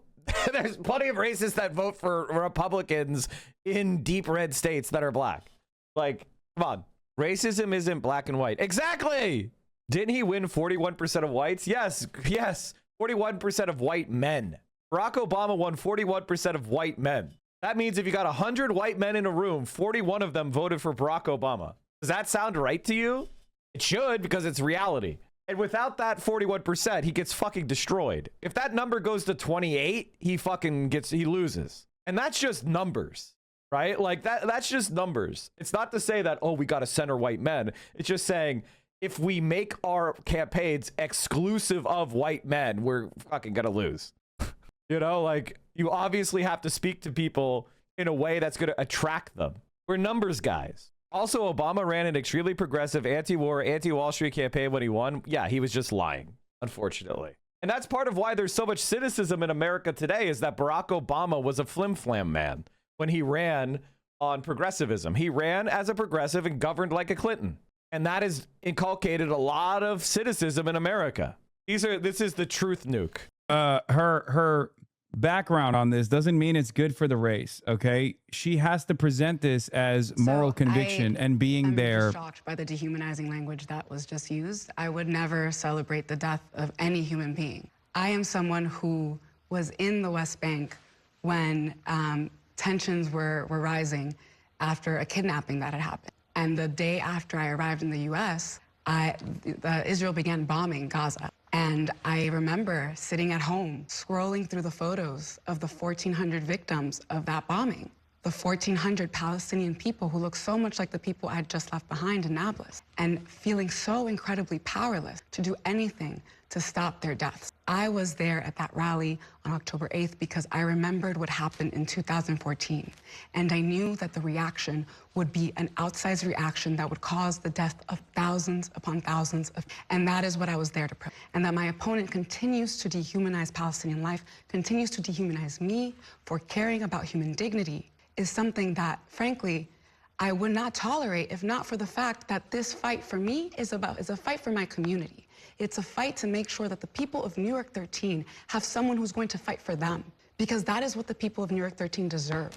Someone who sees them as people worth fighting for, not statistics, not problems to explain away, not someone who comes and explains the policies and then ignores the impact that it has on the people of New York 13. Errol, you know, what has happened in Gaza is horrible. She is a fucking queen. Biographies candidates include time spent in the Middle East. Take a minute to describe where you went and things that you saw there that you would not have known if you didn't visit in person that would shape your service as a member of Congress. Let's start with you, Ms. Shep. Yes, so I was in Nablus for almost 2 months, and I visited many cities in the region, both in the West Bank and in Israel. And what I found in my time there was a system of apartheid. And I saw so many connections between what was happening to Palestinians there in Palestine and what was happening to so many communities across the U.S., particularly Black and Latino communities, who have been priced out and pushed out of our homes. When we talk about displacement in the West Bank or in Gaza, it is a very similar, visually similar situation, where people who have been in a place for generations are being displaced because of corporate interests, because of folks who are coming in, claiming the land and buying it up and kicking the people who live there out. And I've seen a lot of similarities, not just in the way things are done, but also in the very institutions that are enacting that violence. The tear gas that was being dropped on Palestinians in Gaza in 2014 was the same tear gas that was being dropped on Black protesters in Ferguson in 2014. And that memory, that summer for me, was incredibly formative because it showed me that connection is not only one that is like, but it is the very same system. Thank you. Mr. Esquire. Yes, I've been to, of course, Jerusalem and Tel Aviv. Also, I met with the Palestinian authorities in. These fucking New York politicians love going to Israel for bribes. The West Bank. And my visits there have shaped my opinion about the region in general. I am for a two-state solution. I am for providing vigorous humanitarian assistance in Gaza. I believe that the expansion of the settlement is wrong. I believe that Gaza should be developed by Palestinians, for Palestinians. But I also believe in the existence of Israel. And I think the difference between me and my opponent is that I believe in a two-state solution. And she doesn't believe in the existence of Israel. In fact, the day after the October 7th attack, she went to celebrate, Earl, to celebrate among radical people. Even Mayor Mandani and Controller Landers did not attend this rally. She went to celebrate the death of innocent people in Israel right after the attack. Not even a month or two later. The day after, she was spotted, seen there, celebrating the death of innocent people. The difference between me. So she was right, and she knew right away what would happen, and you got bamboozled by Zionist lies. I would have voted for the person who was prescient. I would have voted for the person who understood what was actually going to happen and was fighting against the disgusting Zionist oppression. And her is that I believe in a two-state solution. She doesn't believe in the existence of Israel. So I I'm just shocked by the dehumanizing language that was just used. I would never celebrate the death of any human being. I am someone who was in the West Bank when tensions were rising after a kidnapping that had happened. And the day after I arrived in the U.S., Israel began bombing Gaza. And I remember sitting at home, scrolling through the photos of the 1,400 victims of that bombing, the 1,400 Palestinian people who look so much like the people I had just left behind in Nablus, and feeling so incredibly powerless to do anything to stop their deaths. I was there at that rally on October 8th because I remembered what happened in 2014. And I knew that the reaction would be an outsized reaction that would cause the death of thousands upon thousands of people. And that is what I was there to protest. And that my opponent continues to dehumanize Palestinian life, continues to dehumanize me for caring about human dignity, is something that, frankly, I would not tolerate if not for the fact that this fight for me is a fight for my community. It's a fight to make sure that the people of New York 13 have someone who's going to fight for them, because that is what the people of New York 13 deserve. Someone who sees them as people worth fighting for, not statistics, not problems to explain away, not someone who comes and explains the policies and then ignores the impact that it has on the people of New York 13. Errol, you know, what has happened in Gaza is horrible. Benjamin Netanyahu has committed war crimes. He should be held accountable, and if found guilty, he should be punished for it. But equally troubling is the fact that my opponent, who now wants to be a voice for the district in Washington, was there at a rally where the mayor, Mayor Mandani, and others took notice and decided not to attend because they knew of the radical elements and extremist elements that were there, and they were there to celebrate the unfortunate and tragic killing of a few thousand. I don't want us to repeat ourselves, candidates, and I want to move on to our cross-examination. I gotta tell you, like, early on in the DSA campaigns, I was all in on Claire, and I was always saying to you guys, we need to expand the board. We need to run more people. I was super pissed off that Zoran ended up blocking the primary of Hakeem Jeffries. I think Hakeem Jeffries might have lost to Cheyose. I was, you know, I wanted them to run more. And the thing is, DSA New York is running amazing. They're doing fucking amazing. And if Darializa wins, this is beyond my wildest dreams. I would have not picked her as a candidate that was going to win a few months ago when I was yelling, we need to have more candidates. But the people, Jaeger Larson, thank you for the 5 gifties. The people are there. The people are this radicalized. And it is one of those things that is absolutely, I'm so excited. I am so fucking excited. I want to take what New York City DSA is doing and replicate it in every single major American city. Every single American city, every single major American city that supports at least one congressional district should have a DSA spun up and run a congressional candidate for 2028. Every single major American city. I want there to be 5 DSA members elected in LA. And that, ladies and gentlemen, we need to build a Democratic DSA base that seizes this party and browbeats every Democrat into folding to our program out of fear of being replaced. And that's what she represents. That's why this race is so important. That's why Claire's race is so important, because it's not just about Brooklyn or the Commie Corridor or even New York City. It's about the entire playbook. We're going to have DSA candidates in every single city. Everyone. If we don't have a DSA, we're going to make it. That's the project that I want to launch. Some of your biographies, candidates, include time spent in the Middle East. Take a minute to describe where you went and things that you saw there that you would not have known if you didn't visit in person that would shape your service as a member of Congress. Let's start with you, Ms. Shep. Yes, so I was in Nablus for almost 2 months, and I visited many cities in the region, both in the West Bank and in Israel. And what I found in my time there was a system of apartheid. And I saw so many connections between what was happening to Palestinians there in Palestine and what was happening to so many communities across the U.S., particularly Black and Latino communities, who have been priced out and pushed out of our homes. When we talk about displacement in the West Bank or in Gaza, it is a very similar, visually similar situation where people who have been in a place for generations are being displaced because of corporate interests, because of folks who are coming in, claiming the land and buying it up and kicking the people who live there out. And I've seen a lot of similarities, not just in the way things are done, but also in the very institutions that are enacting that violence. The tear gas that was being dropped on Palestinians in Gaza in 2014 was the same tear gas that was being dropped on Black protesters in Ferguson in 2014. And that memory, that summer for me, was incredibly formative because it showed me that connection is not only one that is like, but it is the very same system.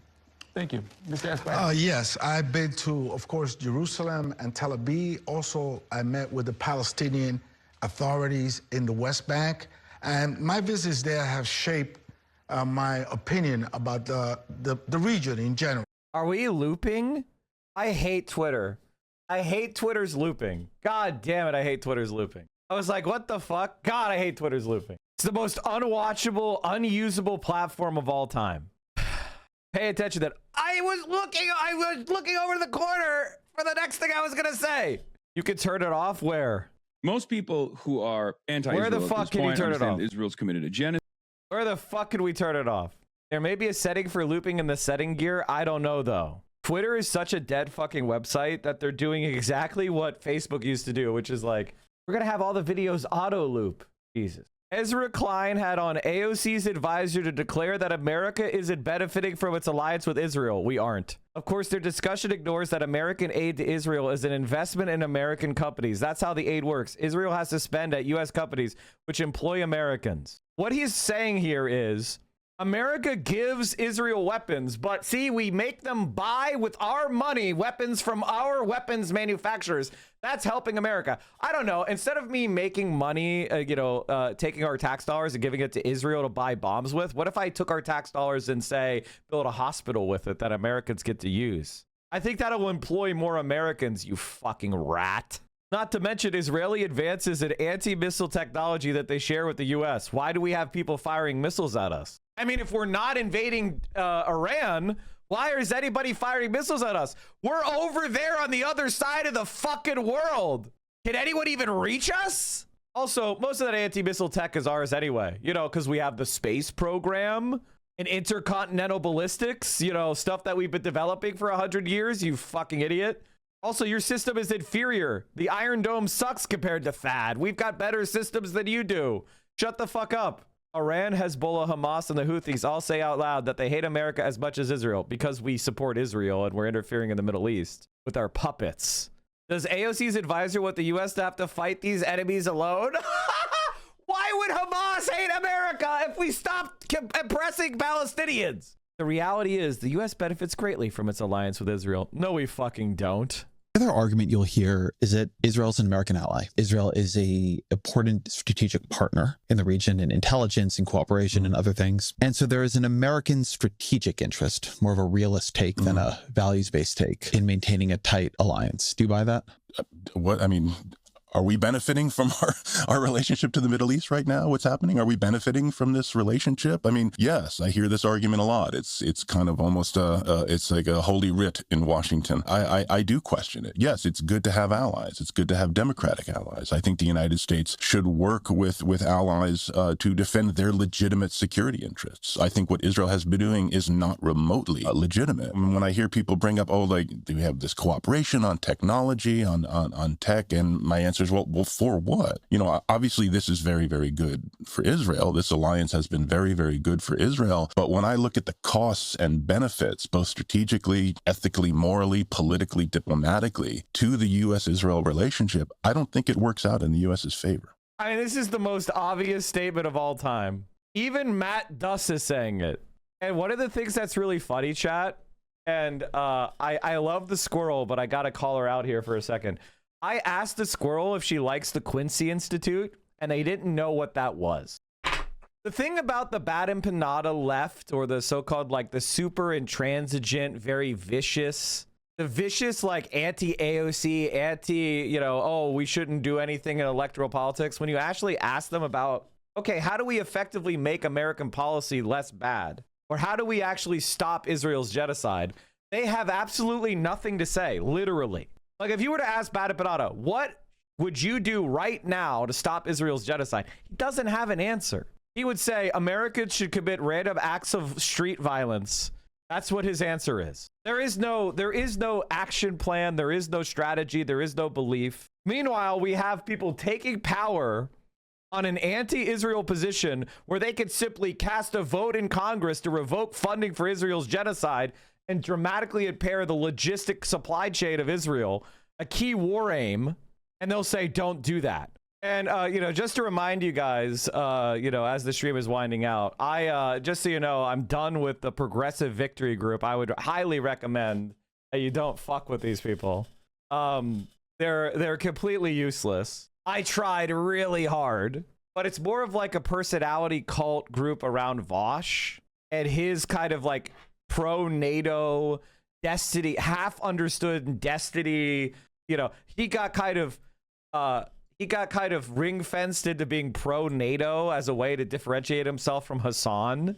So now they have this ridiculous like pro-NATO, pro-American imperialism, pro-war with China foreign policy, which is completely in opposition to the actual left. So they're just not redeemable. Like I tried my best, but they're Western chauvinist scum.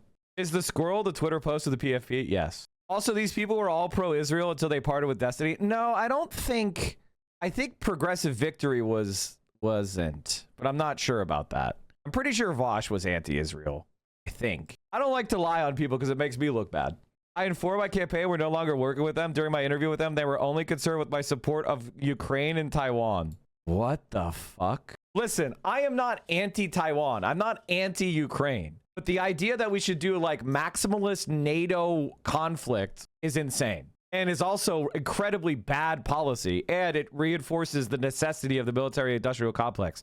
If we cannot find reasonable accommodations with China, if we can't find a peaceful exit from the Ukraine war, that's going to necessitate massive investments in the military. So you can't be like anti-military, but also maximal brinksmanship with Ukraine and Taiwan. That's fucking insane.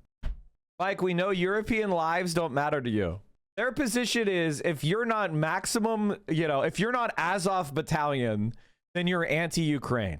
And the reason why I am telling you fuck these people is because they're retweeting, quote, track Ukraine, congressional primary candidate for New York 7th, Claire for New York, avoided the top of Ukraine while campaigning. Given the first chance to speak about the deadliest invasion on earth, she complained about aid costs and called for more stalled talks. Being truly anti-war means taking action. What they mean is being truly anti-war is you have to be pro-war. Also, the idea that Ukraine is more deadly than Gaza is based on military casualties. Because in Ukraine, the civilians can flee the combat zone and can be internally displaced, whereas in Gaza, Palestinians are prohibited from leaving the combat zone. So they're exterminated and their entire infrastructure is destroyed. Ukrainians are being, have crimes committed against them, and it's horrible what Russia is doing. But what Israel is doing to Gaza is far worse, and it's not comparable. Russia is committing crimes, absolutely. They're attacking some of their drones hit civilian infrastructure or civilian buildings. Horrible, lamentable, criminal. Israel is completely demolishing everything. They're assassinating police officers. They're assassinating guys who work on water treatment facilities. They're kidnapping and torturing doctors. You cannot compare. I mean, I'm sorry, but that's just honestly, that's genocide denial. And to equate Ukraine with Gaza is fucking insane. Again, illegal war, Russia's committing war crimes, horrible. The Ukrainian people don't deserve it. I don't support Russia, but to say, oh, it's a genocide just like Gaza is absolutely bullshit. Israel has killed more journalists than Putin. They've killed more journalists than died in World War II. Mike from Beijing video got 242K views? What the fuck? I need to start posting on Bilibili.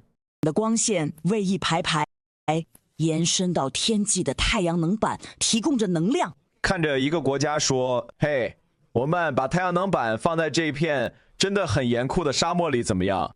我们干嘛不就把太阳能板放在他们会被太阳暴晒的地方，然后用那个来给我们的城市供电，看起来都不错。它就像一个光环，这就像是很明显的光明魔法，你懂我意思吧？就像是你能够像是看出区别，这就像是光明魔法，而且是好的那种，就像是善良之光。然后你去了美国，我们像是在他妈的炸平山脉，我们再往大气层里倾倒从地狱来的黑色刺鼻浓烟，所有东西闻起来都像硫磺，就好像我们简直就是索伦，而他们才是他妈的精灵。我们是 I guess they were explaining to them what the fuck I'm talking about when I say Mordor and elves. I don't know what this says. How many personalities does this man have? We know what you mean, Gandalf. Mike, I always knew you spoke perfect Mandarin.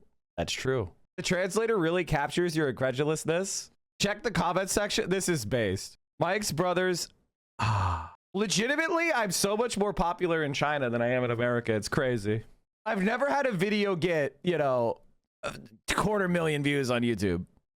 Hate to see it. I need to get a login. I don't have a login, so I can't look. I need to do a trip to China just to set up my Bilibili. That's because you're not suppressed over there. True.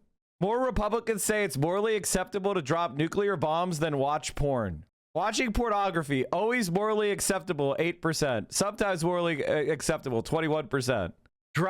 Using nuclear weapons. 34% of Republicans say it's morally acceptable, but only 29% say watching porn. That's fucking hilarious. Also, I'm sorry. I'm going to go ahead and say this. If you're like super weird about porn, there's something wrong with you. Like, I've noticed lately that there's been kind of like a growing cultural view towards, like, I think it happens with Gen Z. There's this kind of like new Gen Z priggishness and prudishness, which I get. Like, I think maybe we went too far with the availability of porn. Like, I think maybe we overcorrected from where it was, you know, with the morality codes. And I think that, you know, when I was growing up, you had to have a magazine or something or a tape. You know, there weren't porn websites to go to. So, like, I got through puberty before, like, you know, that was really a thing.